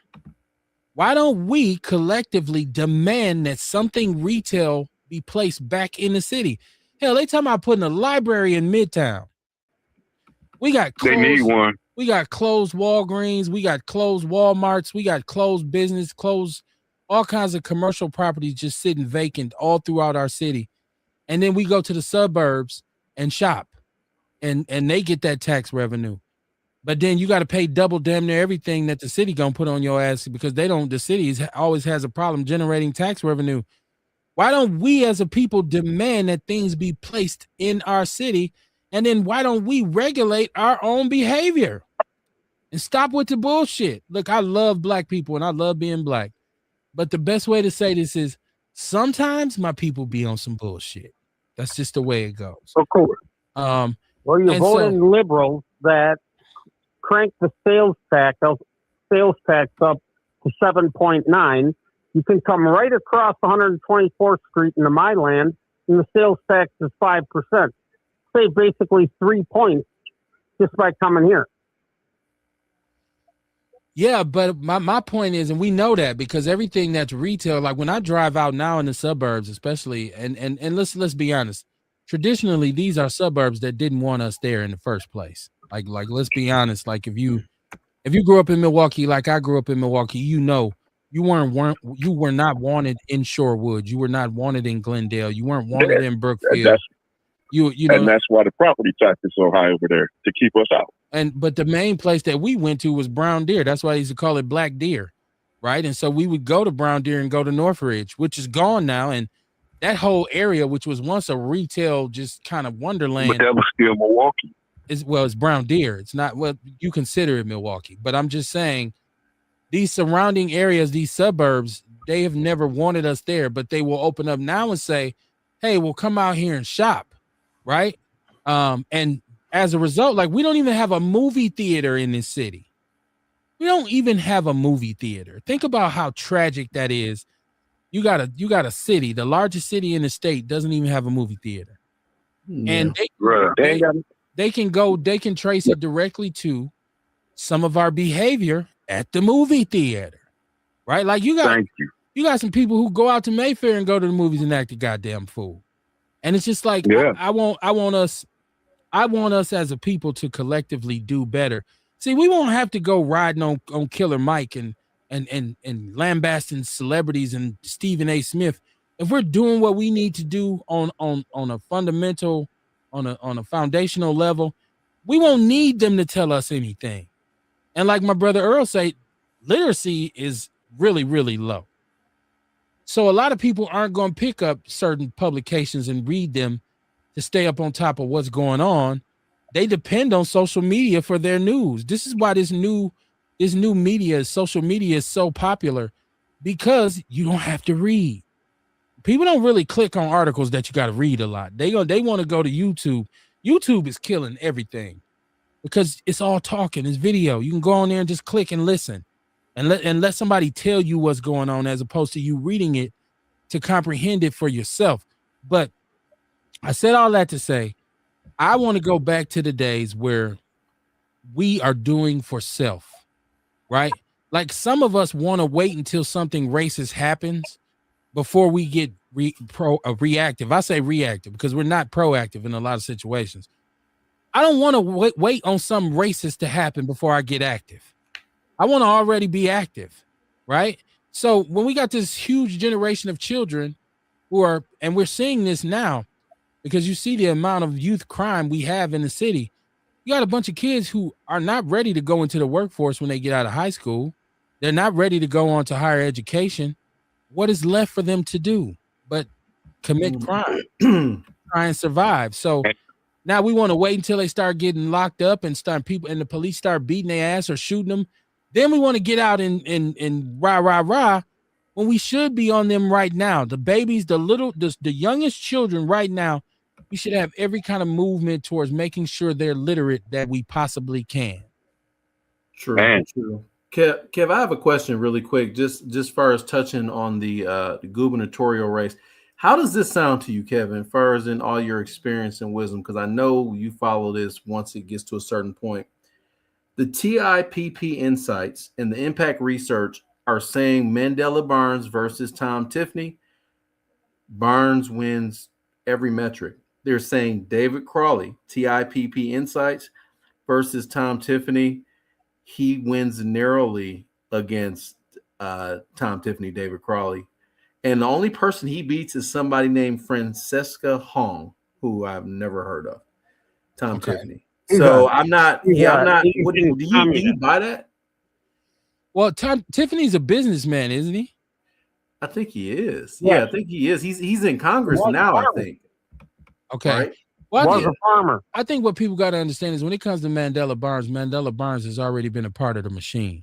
He almost beat Ron Johnson. And that's when I knew something was up. Had he not abandoned his base. And Yeah. And when I saw that, I said, oh shit, if he runs, he's gonna have a shot. I'm talking about next time. I said if he runs for governor, he'll have a shot. Because it was too close. He has been through northern Wisconsin. He knows those pockets. He's been a lieutenant governor. Yeah. They're scared of that, bro. They'll accept him more easily than I think DC. I think DC. Absolutely. Because the thing is, when you come from Milwaukee, you have to speak on some harsh political terms because you deal with a lot of harsh situations in Milwaukee. Yes. So when you're going to go up north and you're going to talk about gun violence and drugs and truancy and like we were just talking about, and you're talking about abject poverty and all this kind of stuff, those people up there they looking at you like that ain't got shit to do with us. We want to hunt and fish and make sure that we keep Native Americans in their place so they can't come back and retake their land, right? We want to make sure we regulate their hunting and all this kind of shit. They don't care. They don't care about what's going on in southeastern Wisconsin. They really don't. They just want to do inbreeding and do meth. Yes, they do. They do care. They care that people still got their jobs in the prisons up there from these dumbass niggas down here going to prison. Okay, in that regard, I would agree with you. Yeah, it's Yeah, important. 1000% right about that. Yes. Department of Correction. Yeah, well, that goes back to my whole conflict of interest theory about do we Yeah. really want to fix what's wrong with Milwaukee because it will decrease the prison population and then people up north will be getting laid off. They But won't have Earl, what any I'm money. saying is when it comes to the politics down here, like we're worried about voter suppression. We're complaining about shit like that. Northern Wisconsin, that's not one of their issues, right? When we talk about gun control from a gun violence perspective, that's rural Wisconsin. They hunt and fish. They don't want no gun control at all up there. They riding around with rifles in the back of their damn pickup trucks. So it's a different set of issues that you have to be able to speak to. And hopefully DC can let those people know he can address those issues. But I think Mandela, by his familiarity, by being in office and really being able to go out on the trail and speak with these people a lot, I think they're more familiar and more accepting of him than they are DC. So that's what would be to answer your question, Ian. I don't know too much about Tiffany yet. I've only seen him in passing. So, but I definitely think Mandela as a part of he's already been a part of the machine. I mean, he served in Madison. He's been, in Madison as a state rep. And, even though DC was a state rep as well, but he was lieutenant governor. So, he's more familiar to those people up there. So, and he's more accomplished as well. He's more accomplished politically than DC. And I know a lot of people don't want to hear that because we want to say, hey, that motherfucker sellout, man. His mama was a school teacher and his daddy worked third shift and nobody don't care about that shit. Like, yeah, well, some voters do. And so you'll see him. And they actually do. And he ain't running haphazardly. I'm pretty sure the Democrats took a good look at, his viability as a candidate before they threw their whatever support they're giving him. Oh yeah, and he's raised a ton of money, and they've been working with it from everything I'm hearing from my friends on that side of the aisle. They like, bro, they worked with him as soon as he lost. They literally started like the next week gearing him up for this. They believe they can win Wisconsin. Democratic strategies. They believe that shit, bro. Yeah. But when you see somebody from Milwaukee that's in charge of something and it's failing, why would you hire them as governor? Well, why would? Well, that's a good that's question. What they do. That's what motherfuckers do. Well, I was going to reference the mayor, but I didn't want to take no cheap shot at would be a black man. Well, what is he? I don't know. What is Mandela failed at? What did he fail at? Well, I'm not saying Mandela failed.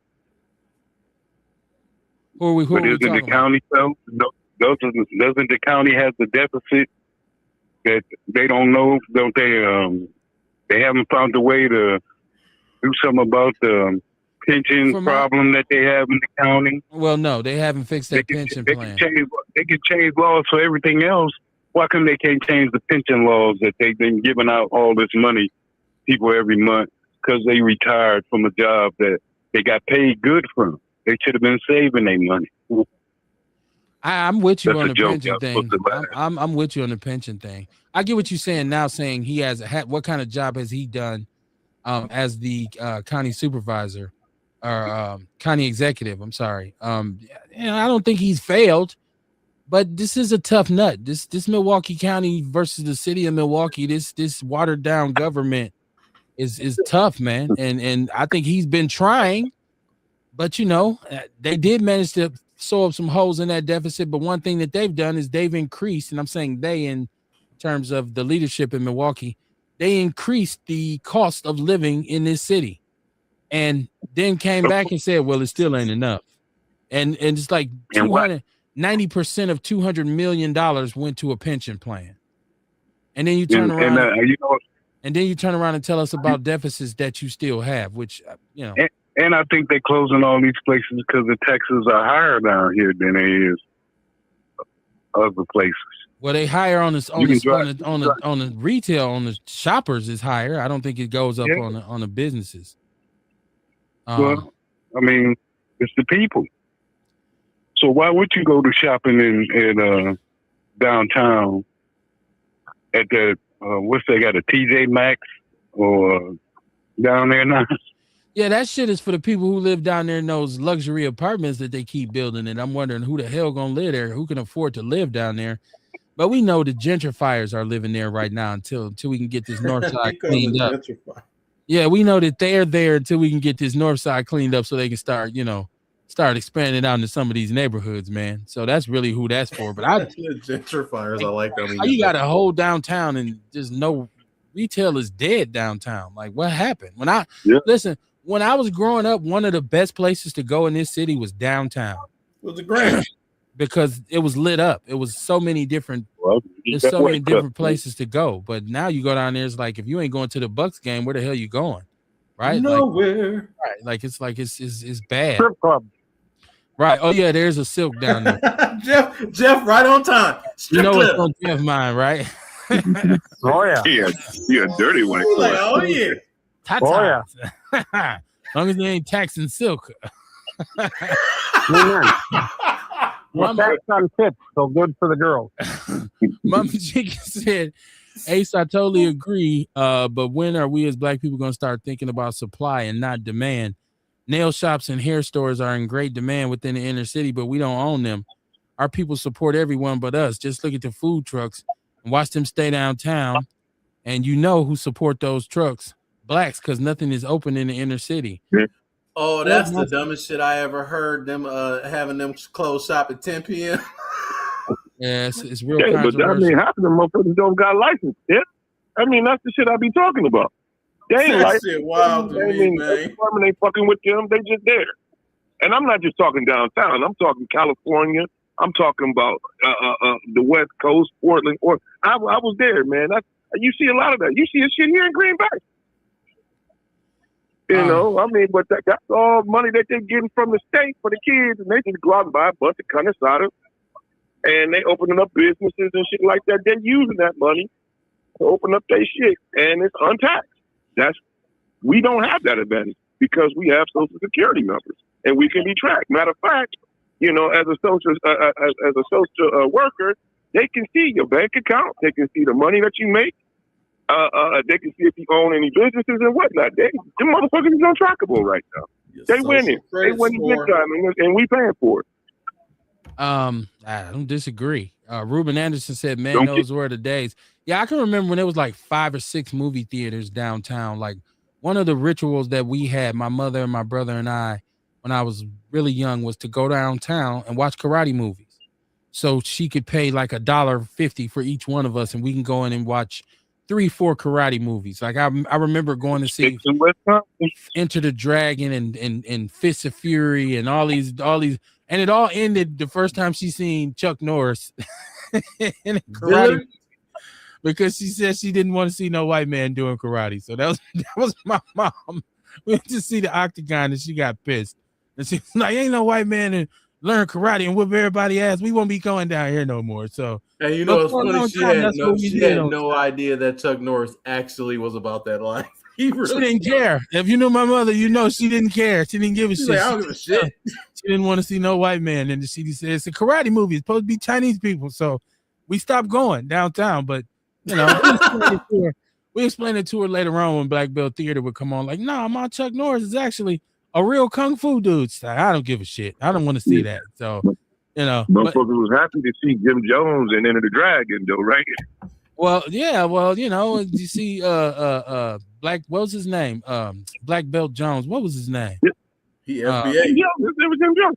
No, his name wasn't Jim Jones. His name was Chuck. What was his name? And I would like to leave your dude with the afro. Yeah, his name wasn't Jim Jones. No. Yeah, well, I'll tell you, fact checker, look that up. I'll tell you, Jim Jones. His name was not Jim Jones, Ace. There was no Jim Jones in Enter the Dragon. Oh, the black dude. Yeah, I'm telling you, his name was Jim Jones. His name wasn't Jim Jones. You can bet me, but you're gonna be wrong. Yeah, you're wrong. It ain't Jim Jones. No, it's not. Who is it? What is it? I'm gonna find it. Just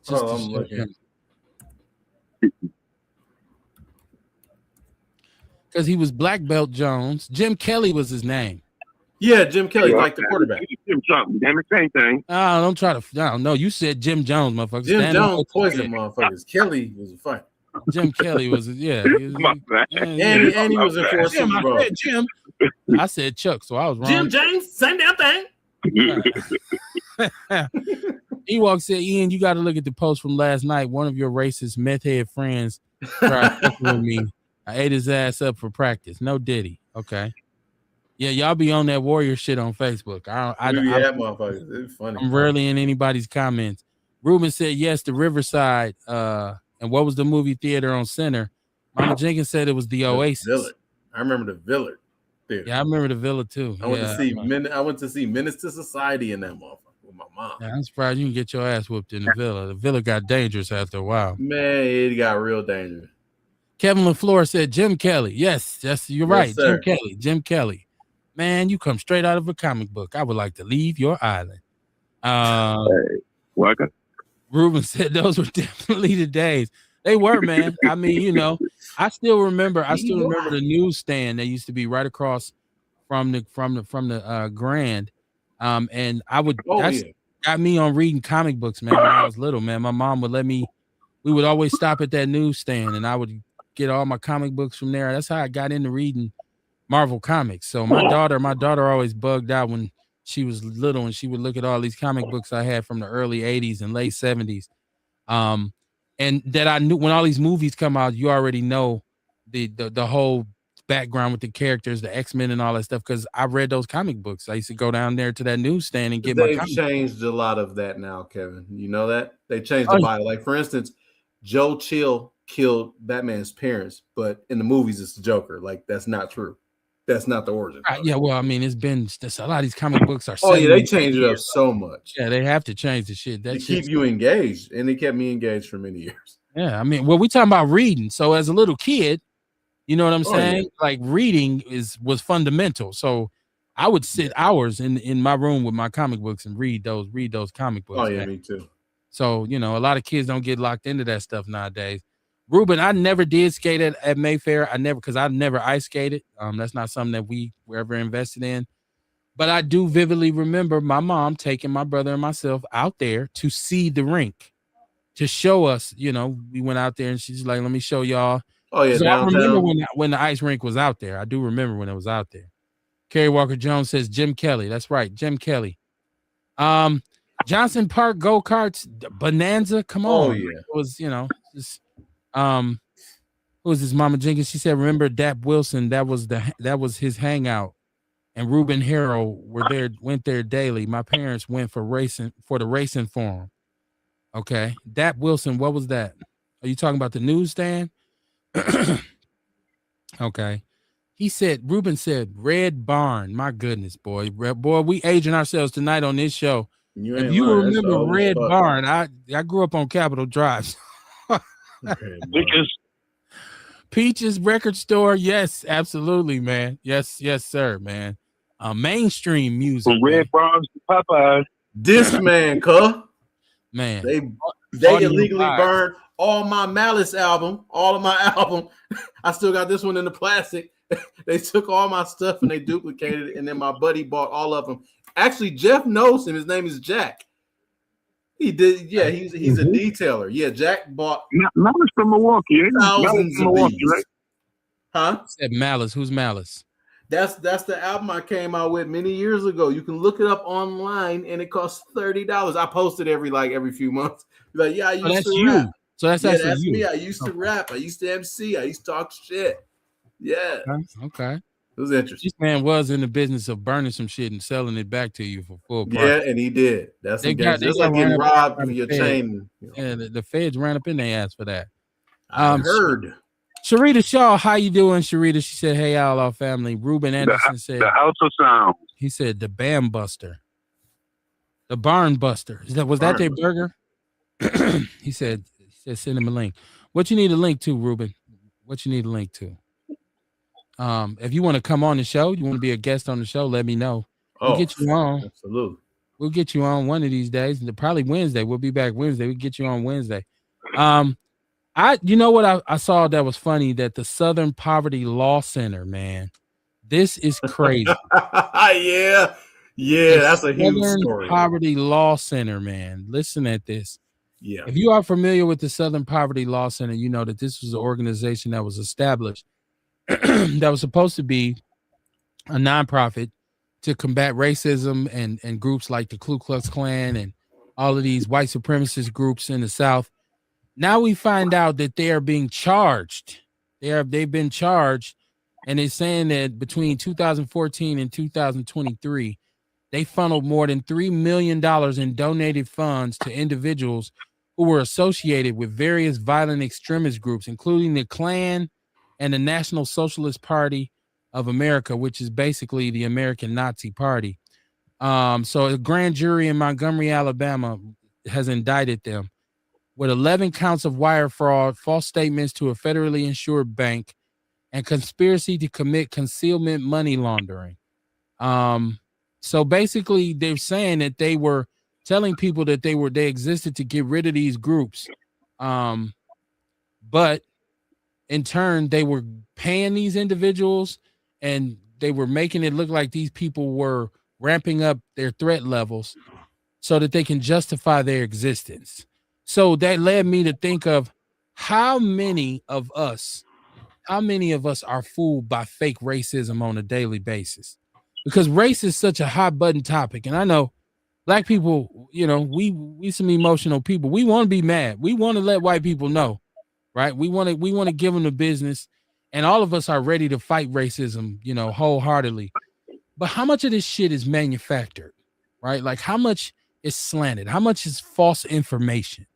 Like, I see people now trying to sell the idea that Trump is not a racist, and this is something that the media plays into just to have, just to create a false narrative. And I'm not going to say Trump ain't no racist, because I definitely believe he is. But I think there's some other places every day, and some other places and some other spaces where the race factor is played up. And so, and we see a lot of these people, these talking heads like a Stephen A. Smith or like a Killer Mike, who will jump out here with racist ideologies and blame everything on racism. And sometimes race is not the issue. Like right now, I don't believe politics, even though we got a white nationalist president in office. I believe it's more about the partisan part of it. I think the partisan nature of politics is what's so divisive because of the gap between Democrats and Republicans. Now, when we start to talk about the race factor, that comes down to the economic part of it. Because we see, when we look at Republicans, people who are wealthy are more likely than not to vote Republican, because they believe that Republican policies give them an advantage and it helps them protect their wealth. Well, we don't really have a whole lot of wealth. Black people don't really have a whole lot of wealth, so we tend not to side with Republicans. So it's less racial and more financial. But when has we heard them ever say they was going to raid the Ku Klux Klan? Yeah, I don't know why in this country something like the Black Panther Party for self-defense was allowed to be infiltrated and destroyed by the United States government. They never lifted a fucking thumb against the Ku Klux Klan. How's that shit still even around? You got the power to go after everybody. ICE can run up in your school. You got all kinds of government. You got the DEA. You got the ATF. How in the hell can the Ku Klux Klan still be allowed to exist in this country? That is a very good question. That is asked. Because it's them. The thing is, it's their right. They're the police. It's their right. It's who right? It's their right to exist. I don't agree with them, but I mean, they can. Supposedly, it's a free country, Well, some people would say it was Bobby Seals and Huey P. Newton's right and the Black Panther Party for self-defense to exist as well, but the government assisted in their downfall. The government played a severe role in discrediting any Black organization that has been in this country. So they had the right to exist too. Yes, go ahead. It was right for those Black folks to own businesses in Oklahoma, but the white folks came in there and burnt it down too, huh? Absolutely. I mean, so that's shameful. Because with everything, like I say, with everything they do, it's always covered up. Whenever it's against Black folks, it's covered up. When it's against white folks, it's nationalized. They spread it out throughout the world. Well, a black guy killed. We have this conversation right now about white folks. About reparations. We have this conversation right now, but Trump has just April 15th, he signed the Holocaust Expropriated Art Recovery Act. Okay. And it's of 2025. a bill passed by Congress that updates a law that establishes a process for Jewish people to recover things that were taken from them during the Holocaust. Now we can do this, but all these things can be done.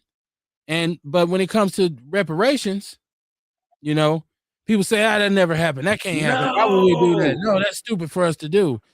Well, you've given money to Japanese for being locked up in internment camps. Jewish people have been paid handily for what they went through the Holocaust.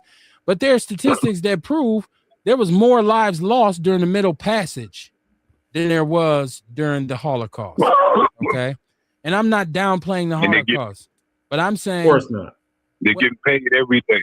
When we talk about the double standards that the United States walks and lives, eats and breathes every day, right? Like so, and I'm loving that he said that the Klan has a right to exist, because technically they do. And a lot of times when these white supremacist groups come to town, if you notice, they're protected by law enforcement. Yeah. They're protected by the police that we pay. Our taxes paid their salaries, but they protect these organizations because you are supposed to have the right to assemble. You're supposed to have the right to free speech. Because some of their cousins are on that. Unless you have an organization that establishes a free breakfast program and that's giving people free medical care, that's encouraging people to vote, that's encouraging children to go to school, that's encouraging that the law treat us fairly and not come into our communities like Nazis, then that organization is wiped out easily by the United States government. Right. Dangerous organization. Domestic terrorists, right? Well, like, so come on, man. It's just like when you got a person like Clarence Thomas, it shows the world.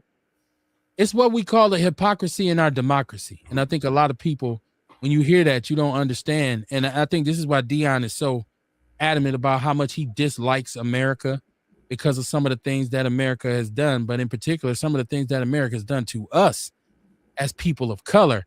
But once again, I ask us, what are we going to do about it? I look at the Hmong people. People disrespect Hmong people. They're victims of racism.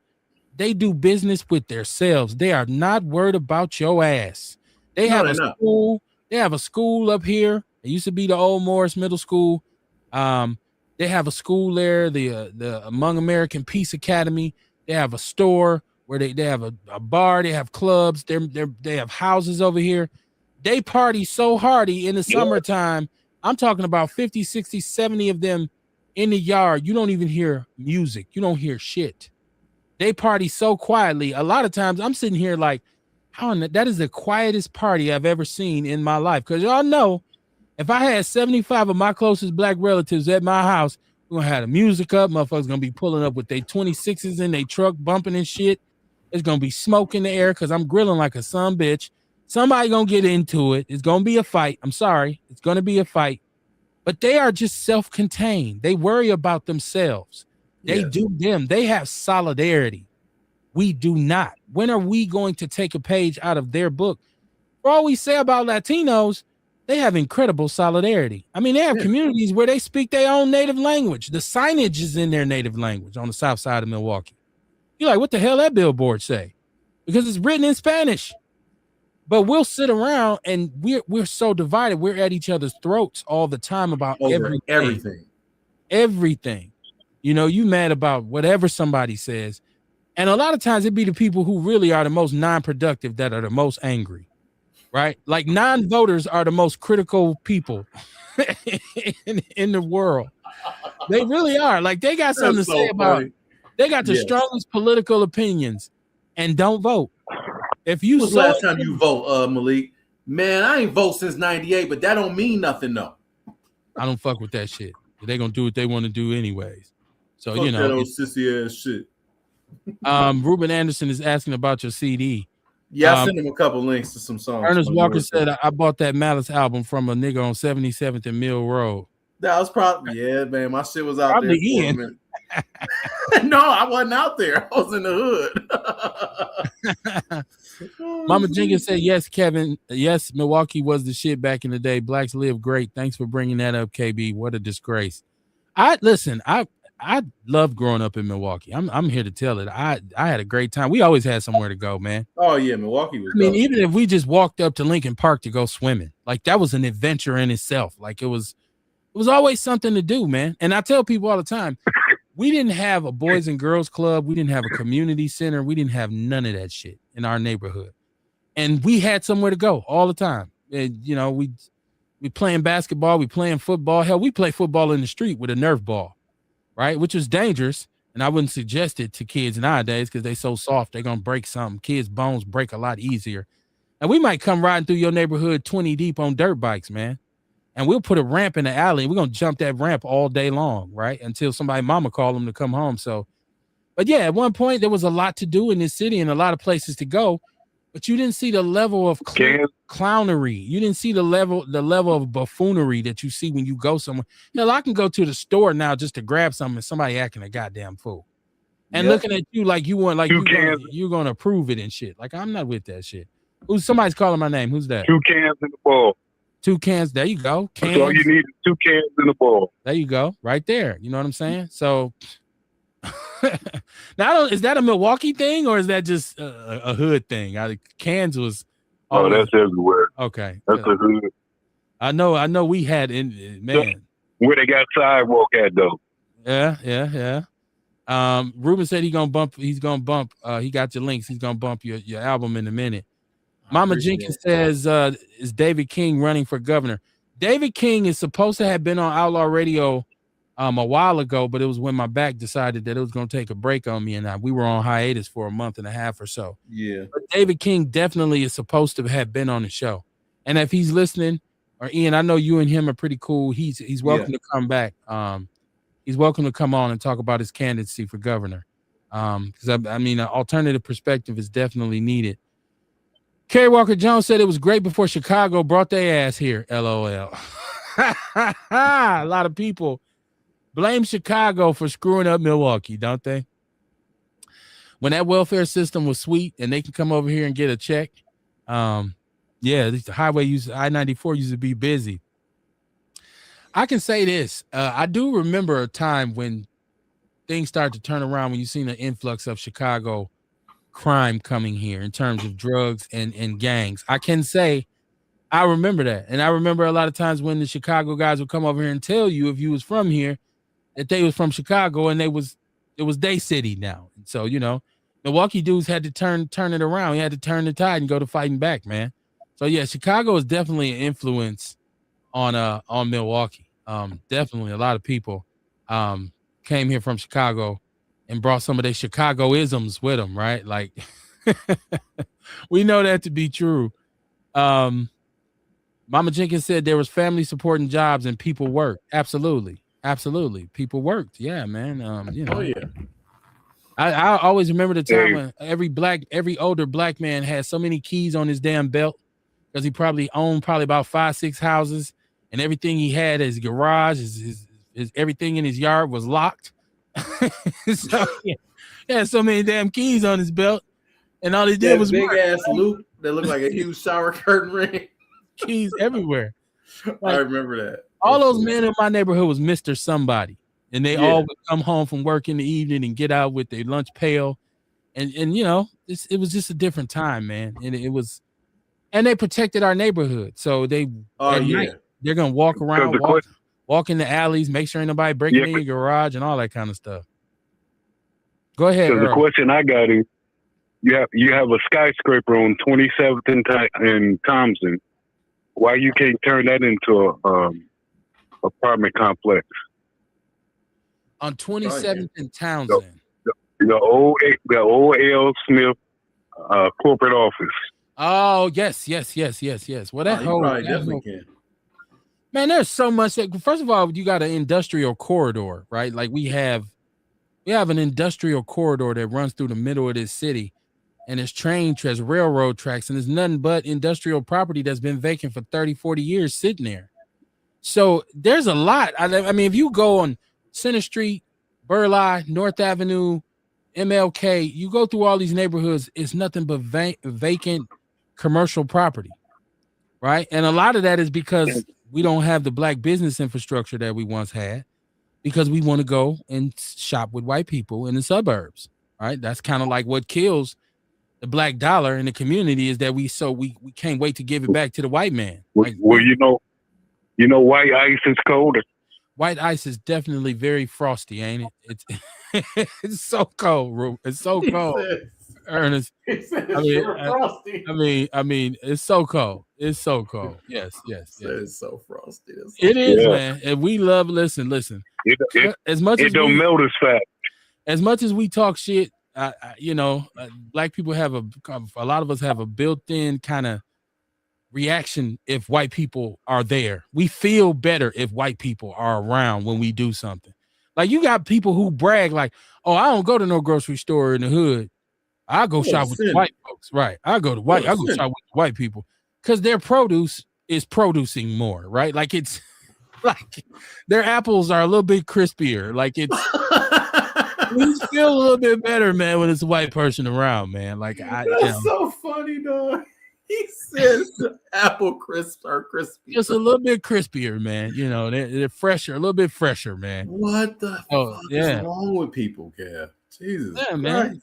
In terms of fast food, there's a lot of people who say they won't go to. I don't go to no McDonald's in the hood because a Big Mac sauce is saucier if you go in Brookfield. Like it's an inferiority complex that we have, where we don't necessarily value.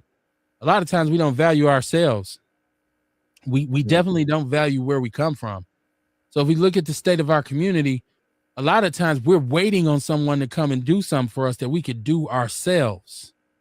And that's what kind of pains me.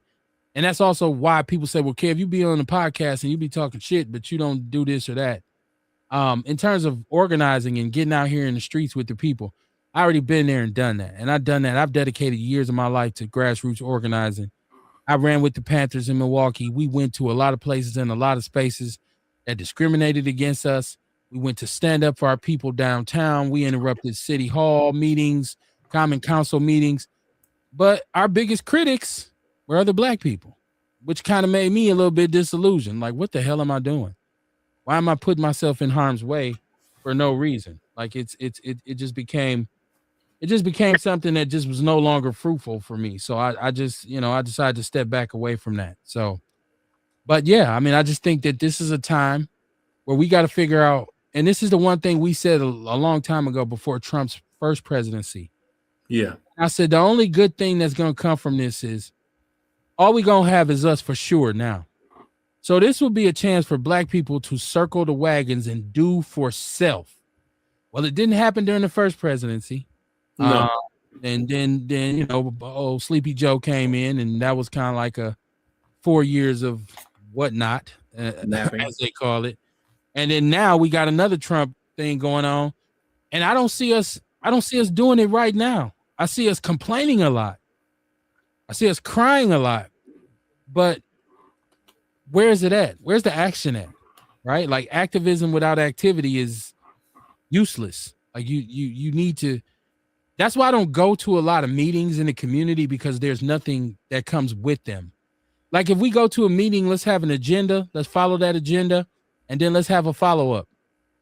And after we're all on the same page, and gone through the agenda, then we can kind of open up the floor and let people talk. But a lot of times what we have is just speech contests, and you leave there with nothing but another, hey, we got to do this again in next month. So let's have breakfast next month. Okay, well, I can, it's good to have breakfast with y'all, but what the fuck are we doing? What is to come as a result of these meetings? A lot of times there's just no result. Kerry Walker said the meat is actually in the meat aisle and not sitting on the front goods in the white people's store. Okay, but let's think about who actually owns the grocery stores in our community. They're Arabs. How many we got one black owned grocery store? Like come on, man. We have one black owned gas station, and I don't even know if it's still open, but it's crazy. Mama Jenkins said they are all polluted. Look at the old Briggs factory on Center. There should have never been apartment buildings. I worked there for 2 months, and most of the people that work there have died with lung disease. I got the fuck out of there real quick. It was the worst place to work that Briggs owned. And Earl Henning said, "No more wars." Mama Jenkins, you know what? One thing, shout out to Keith Terry. One thing when I used to do my show live from 3041 North. And Keith Terry was so gracious enough to let us do the show from there. And he and I would have discussions about, because Keith wanted to really develop North Avenue. And we would have a lot of discussions about, what it would take for urban development to take off in Milwaukee. And he would explain brownfields to me. And I didn't know anything about what a brownfield was before that. But basically, a lot of these former industrial sites that we have in the city for years and years, we're talking about the EPA wasn't regulating then like they do now. So a lot of these places would have to undergo some real deep cleaning. And I mean like toxic waste, polluted waterways, like you have to go in and clean these brownfields up for people to come in and start to invest in these properties. But why isn't that the city's mission? Right? Like if you don't give 90% of the 200 million to pension plans, or hey, if you got a $2.3 billion state surplus, budget surplus, if I'm the mayor, I'm saying, hey, can I get some of that bread to clean up some of these brownfields in Milwaukee so we can start reestablishing some industry in this city? Because we really need the jobs, because that's what Milwaukee really needs. We don't need another talking head. We don't need another person to give speeches. In this city, we need economic empowerment and economic development, specifically in the Black community, because we are severely lacking in that regard. And I think that's got a lot to do with why we don't have the solidarity that other communities have. But then again, if you look at these refugees who come over here from, Asia or Mexico, or they don't have it either, but they still manage to stay together and support each other. They still manage to do business with each other and spend money with each other. Like, have you ever seen a Mexican person working in Taco Bell? Never. Mexican people don't fuck with Taco Bell. If there was a Taco Bell that had all Mexican employees, people would come from far and wide to go there. That'd be the best one ever, right? Like, but on the other hand, you have Arabs who sell us fried chicken and ribs. Here you go. It goes to show you the power of solidarity, right? Because a lot of these food trucks is probably 6 or 7 or 8 Mexicans who said, man, fuck this, let's get a truck and sell some tacos, and people shop with them because the food is delicious. I love Mexican food. So I just think if we just start coming up with less excuses and start coming up with more reasons to get together and do business, and Pick and Save goes out of business. Hell, there has to be enough Black people here to come together for a co-op and start a grocery store, right? Like why haven't we done that? That's on us. You can't blame the white man for that. Now I know somebody's gonna disagree with me and say, but and they can make money. They're gonna say, but Kev, we were slaves. Like somebody gonna say that to me. That shit is keeping us from coming together today.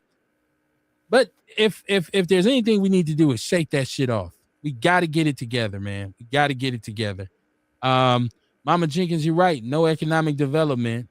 Earl Henning said, jobs for the people who need them. Jobs for the people who want them. Because it don't do us no good to open up a factory here in Milwaukee and then hire all the people from Brookfield.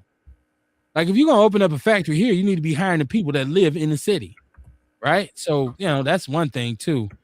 Mama Jenkins said the Hmong are killing Milwaukee and all the stores are being bought up by them. Yeah, well, once again, I asked Black Korea. In our community, this is happening right under our noses. Why are we not doing this? What is it? What's keeping us down besides ourselves? Sharita Shaw said my daddy was the first food truck in Milwaukee ever. Oh wow, really? Okay. She said brick and mortar is too expensive. Food trucks is the next option to not be taxed too much. Well, now if you got one, your ass better close by 10 o'clock. Or Earl said he did see a Mexican working at Taco Bell. That's what's up, Earl. I've never seen it. I can only speak from my perspective. I've never seen a Mexican person. I've seen a lot of Black people. And like I said, I see Arabs selling fried chicken and ribs, and they don't even eat pork. Most of them are Muslims. They don't even eat the shit. I see all those JJ's places Oh, yeah. They're always packed, and that's all. Arabs own all that. Yeah, and we buy the shit. And so, He said we buy this shit. There's always a line. yeah, They're busy. yeah. Because once again, we are quick to give to everybody except for ourselves.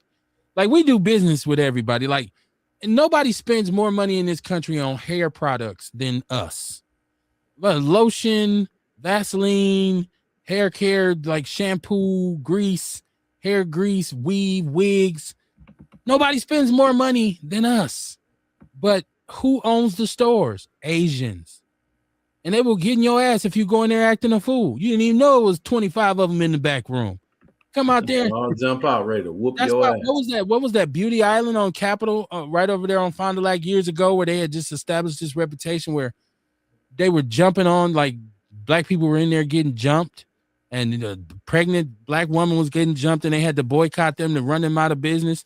Well, they moved right across the street with a different store, with a different name, but a lot of people didn't know that. So, you know, I don't know. So, but Sharita Shaw said that's why there's too many abandoned buildings. Yeah, Milwaukee abandoned Milwaukee because we fell in love with the suburbs. Once all these little poop butt suburban places were developed, and all of a sudden they got a mall and a bowling alley and a theater, we couldn't wait to run out there. We stopped fucking around in the city where we should have been. Sharita said it's a stay. Now, I know they did put a pause on the 10 p.m. curfew for the food trucks. They did. I seen that. She said they're suing for constitutional rights. Mama Jenkins said crack chicken equal. That's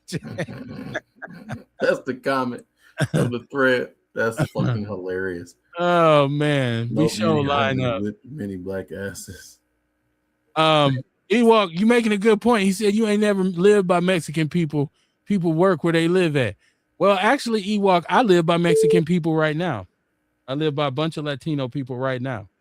And yeah, they moving to the north side. And when I go to a Taco Bell up here on 76, I don't see any of them in there. I don't see any of them anywhere. As a matter of fact, I see them coming out the liquor store with a case. So, you know. He said, I've seen them come out of the liquor store with tequila.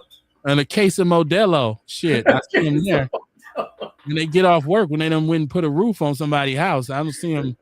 The Hmongs are the same way because they got their own grocery store over here. So I see them come in the liquor store and grab a case of beer and get them something to drink, and they leave. Did you see the story where the person they were working on the roof, they called all these Mexicans, and then right before the roof was supposed to be paid, the Trump supporter called fucking ICE. I did not see that, but it wouldn't surprise me. That is awful kind of shit, dude. That's wild work. Yeah. I got a caller on the line. Who's the last person to call? Caller, what's on your mind? Oh, that's so funny. Hey, how y'all doing? God damn it, it's me. Dion is back. What's going on, Dion? Oh shit. Man, you hung up on me, man. I did not. Sometimes when a lot of people call and they're all on the line, it'll drop calls. Sometimes. I know. I was talking shit. Nothing, just listening to y'all talking about the solidarity, and you said that we could blame it on slavery, but I was gonna call and elaborate with that, but I'm not gonna blame it on slavery. I'm gonna blame it on integration. I think that was the word. See, the thing about like for some reason, we as black people were targeted by these people. No one else, just solely us. So now I believe in segregation 100%. I don't like them motherfuckers. I don't like going. Listen, when I used to drive trucks, I did not go to them restaurants because I didn't. If I order something, it's going to be chicken strips. If I won't order no burger because I wouldn't trust them motherfuckers, they might spit in my shit. You know what I'm saying? Chicken strips is a little different because they throw them in the grease or whatever. But I stopped really. I really don't like. I don't really like going nowhere white and buying no food, period. Like, fuck that. You know what I'm saying? I don't trust them motherfuckers. They might spit in it, rub their dick on it, do anything. You know what I'm saying? I just choose to stay away from that. Now, I was strongly believing in segregation, and somebody broke it down to me. And it was, and then also when you look back at the archives of the Freedom Ride and stuff like that, when Fannie Lou Hamer was galvanizing the African Americans in Mississippi to get registered to vote, these people did tactics.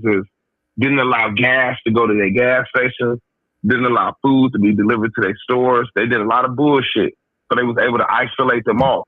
Now, even though we're segregated now, that's why the resources vary in certain communities. You can go to Wauwatosa, which is I'm on 79th, a couple blocks up, and they got a surplus. Milwaukee County, we're in a deficit. There's no difference. It's the resources. You understand what I'm saying? So by us, if we would have tried to stay segregated, they would have isolated certain resources from us. Now, could we have developed our own resources? Yeah, maybe. Who knows? You know what I'm saying? Because I look at, like, let's say when I was talking to y'all about Mound Bayou. Mound Bayou, they had a brick company there. Handmade bricks. You know what I'm saying?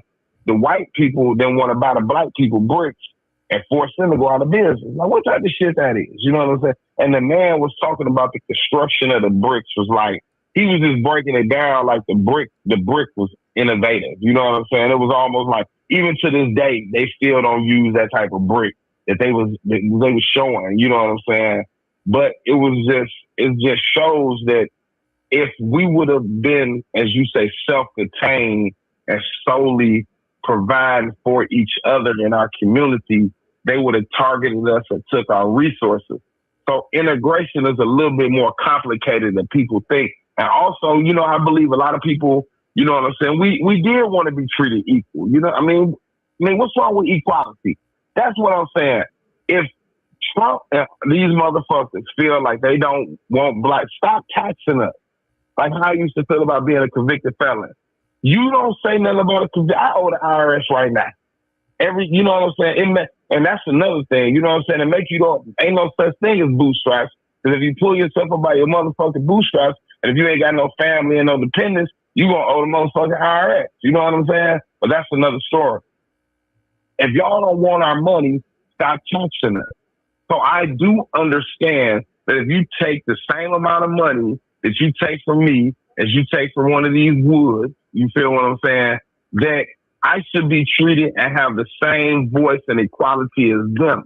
But they don't look at it like that. You understand what I'm saying? But like racism is really an illness. You know what I'm saying? Like, it's really sick. And it will benefit the elite, but the poor whites are going to lose their voice too. You know, I love to see when one of them motherfuckers be, I'm talking about, I love it. I just, oh God, it makes my nipples hard when I see them motherfuckers be on there. Well, we're losing our health care in the clinic because of fuck you and your clinic. I hope everybody in your community, I do though. I love it. They was talking, one guy was talking, I'm going to have to get another job because of the diesel fuel. You look like you a Trump. I don't want you to refer to your nipples no more. Like, I don't. When I see anything happening to them bad, I love it. When I see anything happening to them bad, I love it. I love it. I don't give a fuck what it is. I love to see, because I subscribe to Mississippi News in Alabama. You should see all the sex pedophiles there. I'm talking about, they be rounding them up. 13 and 14 on them at a time. Old, white, nasty looking ass men. Take y'all Trump supporting ass on the prison and lay there with Bubba, because y'all ain't nothing but a bunch of pedophiles. I love to see everything that's bad that's happening to them. So like a lot of people say, we gonna weather the storm. We gonna be all right. You know what I'm saying? We gonna be all right. You know what I'm saying? Like, the thing is, you know, like how I think one time we was chopping it up real. We was on some real shit on here one time. Like, what we need to do is to start, like, you know what I'm saying? Like, not spread a mat. It's not a panic, but we need to, like, you know, get us a generator.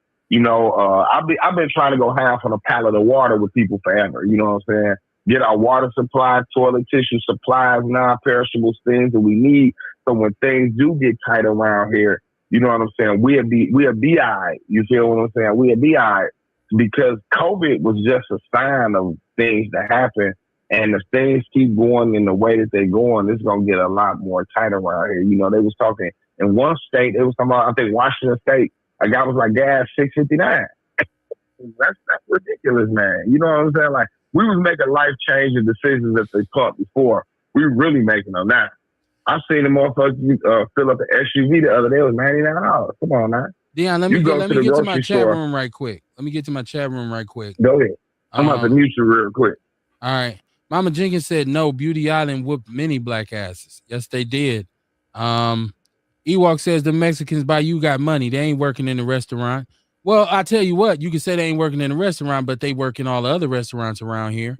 The old Town Pride that was on Hampton that I grew up going to Town Pride. If you're from Milwaukee, you know. Is you go to Town Pride, get the custard, the ice cream, the big jumbo burgers. It was just like Cops. Well, the one that's on Hampton that used to be Town Pride is now Euro Hut or Euro something. Not Euro Hut, but Euro something. Euro King, best Euros. Full of Mexicans. I've seen Mexicans working in Wingstop. I see them in all different places. I just never see them in Taco Bell. So, you know. But you are right. Who's this Earl? JJ's Fish. I would say it's trash. I haven't eaten anything from J&J's in years because the food was just not good. It wasn't quality for me. I don't like this. This don't taste good, and it became very expensive. So I was just like, I don't patronize them anymore. Sharita Saw said, "Does water stale?" She's just a question. Well, there's research that shows that when bottled water sits in the plastic for a long time, it can have some cancerous properties. It can be a carcinogen from some of the plastic, kind of, I don't know, disintegrating into the water on some molecular level. I don't know if it can get stale, but I know if you leave it open somewhere and it can get mold in it, and you don't want to drink it if it's been sitting open for a long time, but I think it's still probably safer than some of the water that comes out of our faucets. Earl Henning said they are here in Wisconsin, old white man who has been putting his hands on little girls. Oh, shit. Yeah, it's a lot of pedophiles everywhere, man. This is a sick place. Kerry Walker Jones said Dunkin' Donuts is Mexican now. Is it? I've seen Mexicans work in Wendy's all over the place. I've just never seen them at Taco Bell. And that's where you would think they are. Now, I know when they opened a Taco John's here on the far south side, and my wife and I rode out to Taco John's because I used to like Taco John's. Taco John's was pretty good when we were in college up in Minnesota. They have Taco John's. So we were kind of nostalgic. So we just said, let's go to Taco John's. And I think there were some Latinos working in there. But, I mean, and this city, y'all got to understand, this city is still pretty much largely segregated. This whole thing of Hmong's and Latinos on the north side and the northwest side is new. They were not over here when I was young. They were on the south side. And they still dominate the south side. Go down there on the south side in the summer. Get out your car and go in the average business. They're going to be looking at you like, and what your ass doing over here? Like, I mean, it's still pretty segregated. But the only thing that I say is I see every other culture who falls victim to this level of segregation. It's like I keep saying, they circle the wagons. They start to do for self. We don't do that. For some reason, there's something about us that just prevents us from getting together, right? Like we got a song called 5 on it, right? But that's about as much unity as you're gonna see us do is Annie up on the bag of weed, right? Like, so I don't see us doing that for other things. Sarita Shaw said, I heard Mexicans are taking over California. Yeah, well, I mean, California is actually their country. That's, that was stolen from Mexicans anyways. But yeah, well, so they got that shit jacked. Right. It's a lot. Latinos are a large ethnic group in America, period. Yeah. And a lot of people say that's why one of his agenda items was to go after them because that's exactly why it is. Yes. Okay. They're threatening the stability of good old white folks. So my Mexican friend, she just texted me. She said, "We taking over all the Dunkins." Kerry Walker Jones just said that they, so Dunkin' Donuts, man, and Dunkin' Donuts expensive as shit now. Like we like to get the refreshers from Dunkin' Donuts, like the dragon fruits and stuff like that. I love the refreshers from there, and that's just like $6. Them Mexicans taking over Culver's too. I don't know about a lot Culver's of them motherfuckers work at the Culver's. The Culver's here, they do. Yeah, Yeah, you go the up to the Culver's here. Midtown. It's a lot of them motherfuckers. Now up they in there. working there, but they ain't owning them. No, they know. It don't make no difference. They still working What their you ass mean? up in there, and It you don't do. hear nothing but that guala shit. It do make a difference who owns versus who works there. What you mean it don't make a difference? Ownership matters, Dion. Well, What you talking about? That's how I start, Kevin. You said it don't make they a get to work in there difference. and they can buy a franchise. I mean, okay, in that regard, but don't say it don't make a difference between me working the counter and me owning the motherfucker. It does make a difference. And Culver's is a white family owned entity right now. So now we have 3 here. Yeah, they franchise. So, but I mean, I ain't disagreeing totally because, like you said, if somebody's a Latino and they work their way all the way up through management and all this, I can see it. They might have a better chance of becoming a franchisee. So you never know. So let me see. Earl Henning said Taco John is owned by white people. Is it? I did not know that, Earl. You just put me up on something. Taco John is garbage. You know what? Some people say that, but when I was in school up in Minnesota, I used to go to Taco John. Some of that shit used to be good. I'm sorry, I like Taco John's a lot when I had it. We used to go. We used to go there and eat. Mama Jenkins said we have 2 families that have bought homes in my block. It's 1 million of them in the 3-bedroom house. It's several of. And look, they stay next to me. They live, out here on the northwest side. Block. On the northwest side of Milwaukee, they are prominent because in my neighborhood, it's a lot of them. You know what I'm saying? It's a lot of them. Yeah, and that's all on my block. I think let me see. I'm a black person that own the house. There's another black person. Across the street is a hood house. I hate that motherfucker. It's the black people that stay next to them. Then it's the black people. There's more black people on the other side than the opposite side than the even side. Like I stay next to you go to my house and next to my house going northbound. There's a lot of them little Asian motherfuckers. They be out there killing chickens and shit. I don't like them motherfuckers neither, though. You know what I'm saying? Like if racist was a person, you don't like nobody. You don't like nobody. I'm American. You hear me? I'm American. I'm American as apple pie. And America taught me to hate anything that ain't black. Okay, well, that's what America taught you. I don't like a white car. You hear me? I don't like a white car. I don't like white hoes. I hate to write on white paper. Damn, you sound like the dude in the Don't Be a Menace movie. I hate the back of who's Forrest Whitaker's neck. Like Orlando Owens, what it do? Orlando, what's happening, man? Orlando, man, it's been a while, man. We got to reconnect. Carrie Walker said they've taken over the North too, thanks to Barada. She said, so are there roaches. The motherfuckers pitch black and big as hell. Oh, Mexican roaches. Oh, okay. Mexicans got roaches now. They got their own roaches. Right. They bring their own roaches to Barada properties. Oh, God. Right? Yeah, wow, that's crazy, man. That is crazy. That's nasty as a motherfucker too. The moral of the story here, just in case you're just tuning in, is I would like to see foundational Black Americans get together. Because I had this thing called the 3 S's: sovereignty, separatism, or solidarity. Now, sovereignty, we know what that is. We're not ready to be a sovereign nation within this country right now. We just don't have the resources. In terms of separatism, that's hard for us to do because sooner or later, somehow, some way, you're going to have to do business with that white man somehow, some way. We don't own enough. Solidarity is the only option that we have, right? So if we don't get together, and I mean on every level, from how we vote to how we educate our kids, how we govern our communities, how we eat, everything. There's nothing in this world that wouldn't be better for us if we didn't do it for ourselves. That's what Black people have to do. We have to control our own narratives.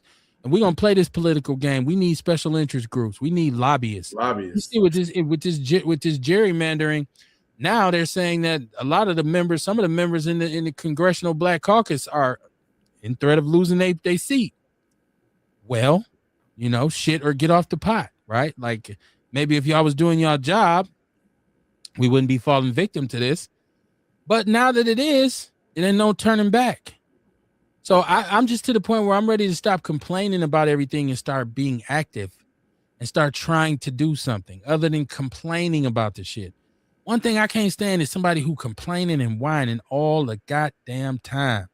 every time you talk to them. Don't you hate that person that you call, and every time you call them, they complaining about something. Oh, I God, would yes. do this, but man, such and such and such, such and such and such. It's like, man, I will call you the fuck back, man.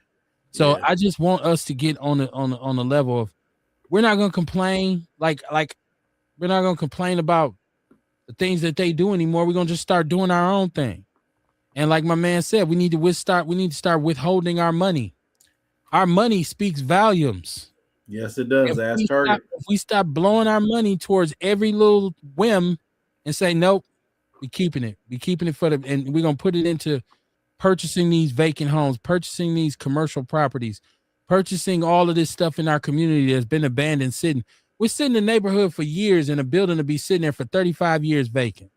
Spray painted all over the shit, probably broke in it, crackheads living in it. Nobody ever says, hey, let's collectively as a neighborhood purchase this and create something here. We can create community centers of our, take some of these vacant places and create community centers. And it's a lot of things we could do that we're not doing.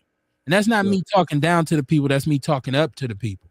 Yeah. Just look at it a different way. Yeah. Right. I never talk down to black people because I'm one of us. I'm with us. I'm in the community. I don't believe white ice is colder. I believe black ice is sweeter. Right? Don't nobody season nothing, including ice, like black people. Let me see. This is Jeff hitting us back. I don't know why my phone keep pushing Jeff out. Jeff, what's up, man? Not much. I keep getting kicked out. I know that's the phone that it does that when people keep calling in. If it gets to a certain number, it'll drop people. But you didn't miss too much, Jeff. It was a continuation. No, of the same conversation. I was there. So I was there almost the whole time. Yeah, so it was a only continuation. out for 7 seconds, maybe. This is Earl Henning. He says, first thing we have to do is educate our black people, all of them, even the ones that can't read. Or what if because we know how to start some trends, right? We know how to initiate some shit to make it popular. Why don't we make reading one of them things? Right? Like, why don't we start putting the emphasis on, because see, if you got a kid in MPS or any school for that matter, I don't care what school system it is, you as a parent have the right to go to that school and check on the curriculum and check on your kids' achievement levels. If your kid is struggling to read at home, they're probably struggling to read at school. So you as a parent have time. And if you got to take a couple hours off work, you got to do what you got to do to go up there and say, listen, I want her or him. I need for them to get some help. What do y'all have in terms of literary programs here? Exactly. Or take it upon yourself to start reading with them at the house. You'll be surprised how incredibly effective that is for you to just read for 10, 15 minutes with your little kid at home. You know, it's funny that you say that. All jokes aside, with my kids, I did that their whole childhood, and look at them now. Yeah, my kids, in regard to at their schools, they generally are in the top 3 of they've read the most books, because they keep track of that. RJ won it like 2 years in a row, and she went to a quote unquote high, as far as a high academic school, like a stringent academic school, and my son as well. He's always in the top 2 or 3. Always. Yeah, it was something we stressed with our children when they were small too. I mean, very small. Like, hey, man, come here. Read this. You know what I'm saying? And if they were struggling, it's like, yo, something got to happen, because I didn't want my kids to come up and be illiterate. And neither one of them, thank God, were. And both of them actually became quite talented at reading. But one thing people don't understand about it ain't just about saying the words on the page. It's about understanding what the words mean. Comprehension. It's called reading comprehension. A lot of kids don't have that. Right. We got a lot of functionally illiterate people in the community. They know what the stop signs say because they drive every day. Yeah. Right. But they don't know, if you give them the average book, they don't understand or comprehend what they read. And that's not me talking down to them. That's the reality. Yes. I have a problem with truancy. I mean, not truancy, but literacy in our community. So these are the kinds of things that we can control. These are the things that we can do, as opposed to that's true privilege, is having good parents that teach you all this. I mean, school can only do so much, man. So much falls on what kind of parents you have. And if you make a kid, man, stand up and be that good parent. Yeah, I totally agree with you. I think having good parents is something that's probably one of the most. That's the biggest privilege in life. Period. It's the most valuable natural resource you're gonna come across. So I definitely agree with you on that. And like I say, and sometimes for us, I have to say to my people, one thing we got to do, and we don't have a choice. We got to get a hold of our babies. We got to get our kids off these streets, and we got to get them regulated, man. Because God forbid, every time I look at social media or I'm looking at the news, I got to see a bunch of black kids somewhere acting a goddamn fool. Now I know that they sell that image to us as well, because that kind of sells papers and gets viewership. But there's a lot of truth to the fact that, and I've been in places where I see a group of our kids, our young people, and they wilding out. And it's like, yo, like, come on, like, we got to get them back on the right page. Because if not, our future is looking very, very dim. It's not looking like we ever going to be able to come up out of these stagnant places unless we get the youth. Because they say young people had the knowledge, but the young people got the feet, right? Like, we too old to keep marching. True. And I got something for your mind. I know you might have known this. As far as in regard to statistics, as far as reading data, they say that you're 4 times more likely, if you cannot read by 3rd grade, you're 4 times more likely or less likely to graduate from even high school. Now, what's funny out here, I guess a joke that is not funny or has the punchline. If you cannot read at a certain level by 3rd grade, and I talked to someone in government here, that's how they determine the private prisons to build.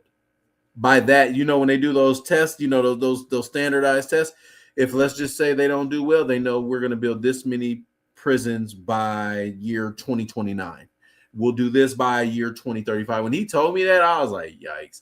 So reading is what, for lack of a better way to say it, and say it to restate a cliche, reading definitely is fundamental, because if you can't read, you are screwed. You going to jail. You're not getting out of high school. It's horrible. And you're right. So think about it like this, Ian. From kindergarten to 3rd grade, they teach you how to read. Yep. From 3rd grade on, you have to read to learn. God, yes. You got to, they say read chapters 2 and 3, and we're going to have a quiz next week. Because we already taught your ass how to read. Now the way you're going to learn is to read. And so I think a lot of people don't understand how important it is to actually be able to. Yes. And I'm not saying you have to become some kind of, Ivy League scholar, but get your comprehension up and pass it on to your kids. Yes. Kerry Walker says, I wonder if there were a bunch of white kids on social media fighting, would they find a way to stop people from posting those fights? Well, there are quite a few. Where you looking, I see it, because I know see a lot of it too, actually. I know white people commit crimes too. And so I listen, I'm gonna tell y'all this. I went to school with white people. You ain't party till you party with some white people. You think, listen, white kids is loose. I'm trying to tell you. My white friends used to kick it. I'm like, damn, y'all doing coke? You supposed to put some baking soda to that shit and sell it. Why are y'all doing this shit? Pills, I never seen nobody. We drank 40 ounces and 6 foes. I never seen nobody drinking out of keg until I went to a white party. Smoking marijuana out of a bowl, mushrooms. Listen, white people party. So I'm just saying, if anybody believe white kids are so much behaviorally, they don't do the same things that black kids do, you're naive and you're misinformed, because they act an ass too. Trust me, I've seen it. Hell yeah. I've seen it. So they don't get the coverage. They don't get the coverage that we get, right? No. But come on, man. I don't listen. I've seen some shit. So I'm just telling you, it's just their parents do a great job of corralling them as well. And so, we don't do such a good job of corralling ours. Ours is kind of drift until they go to the penitentiary. So, and we know that the justice system has a lot to do with that as well, because of the, disproportionate conviction rates for black offenders versus white offenders. That plays into it as well. That's fucked up. It's a lot of shit going on, man. You just got to know. That's why it's so important for you to be strong mentally. Let me go to my chat room before I get out of here, because it's almost 10 o'clock. They say time flies, right? This shit flies by a lot of times. Yeah, it does. Earl Henning said they can't wait to put us on TV for dumb shit. A lot of us can't wait to be on TV for some I was just thinking. A lot of us is signing up for the shit. I can't blame everything on them, man. Hey, cuz, take a picture of me doing this. Sarita Shaw said, "Do y'all believe this shit? Back again to white supremacy. Who the fuck believe this shit?" Yeah, I don't know. I don't think anybody's inferior to anybody. Ruben Anderson is laughing. He says 6 foot bongs. Let me tell you, Ruben. I'm trying to tell you. A bong tall as your ass. How many lines does this motherfucker got? Like, He said, 12 people standing around the bong. Like, I'm looking like, what is this shit? And then there's water and shit in there. I'm like, what the fuck? We was rolling our shit up in cigars. They was, man, listen, man. I'm trying to tell you, man. Listen. One thing I did do for sure when I got to North Dakota was party, right? Like, and I learned, God damn, do they party up here? So Earl Henning says, I don't think it's just black kids doing it, but it's posted a lot more. Absolutely. Oh, for sure. Yeah. Yeah, we get the camera on that. I agree. Tupac say the only time they don't notice a nigga is when he clutching on the 4-5, right? That's what Tupac said a long time ago. Earl said the only thing I did was play football with white people. No white friends, just family. LOL. Yeah, well, I went to historically white colleges and universities, so I went to a lot of parties where it was white parties. So yeah, like, whoa, what the hell is going on? What are they doing?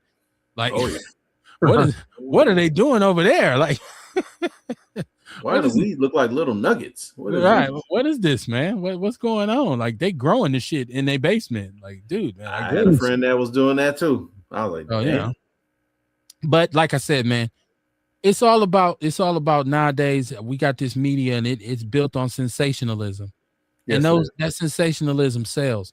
So a lot of times when you investing in the story, if you clicking on the story, you commenting, you liking, you going back and forth with somebody, all that does is create traffic. And the way this quote unquote algorithm works is those posts that get the most reactions, then that post gets shown to more people. And so they get more traffic their way and they become, some sort of pseudo celebrity. So a lot of times if you don't give these platforms energy, they won't have any, right? Like, that's so if you don't play into it, but I do understand some of y'all be like, Kev, it was some bullshit. I had to say something. So, but anyways, man, he said, may the force be with their evil. Ruben is crazy, though. Yeah, Ruben, man. Shout out to Ruben. Listen, we'll be back Wednesday, man. We'll have more to talk about, more to discuss. We live in this 24-hour perpetual news cycle. So it's always going to be Monday. This was calm today. Yeah, it was messy. Monday was real cool and laid back. Nobody was calling each other names. Nobody was cursing at each other. No. And I like it. But, feel free. If you want to express yourself, this is why we do what we do, man. Yeah. So peace and love to everybody. I just ask that y'all support the show. Hit the Cash App. So the price of everything done gone up, including the price of doing this damn show. Trust me. But I appreciate everybody tuning in, supporting us, man, making what we do relevant, man. So one thing about this show is the people in this city cannot deny that Outlaw Radio is a thing because you all have made it a thing, and it's something that I'm real appreciative of. So we'll be back Wednesday, man. In the meantime, keep your head on a swivel and be safe. And remember, if your criticism of the community outweighs your contribution to it, then your ass is probably a coon, and you definitely need to be tuning in on Wednesday. Peace and love, y'all, man. Outlaw Radio for life. Deuces. Outlaw!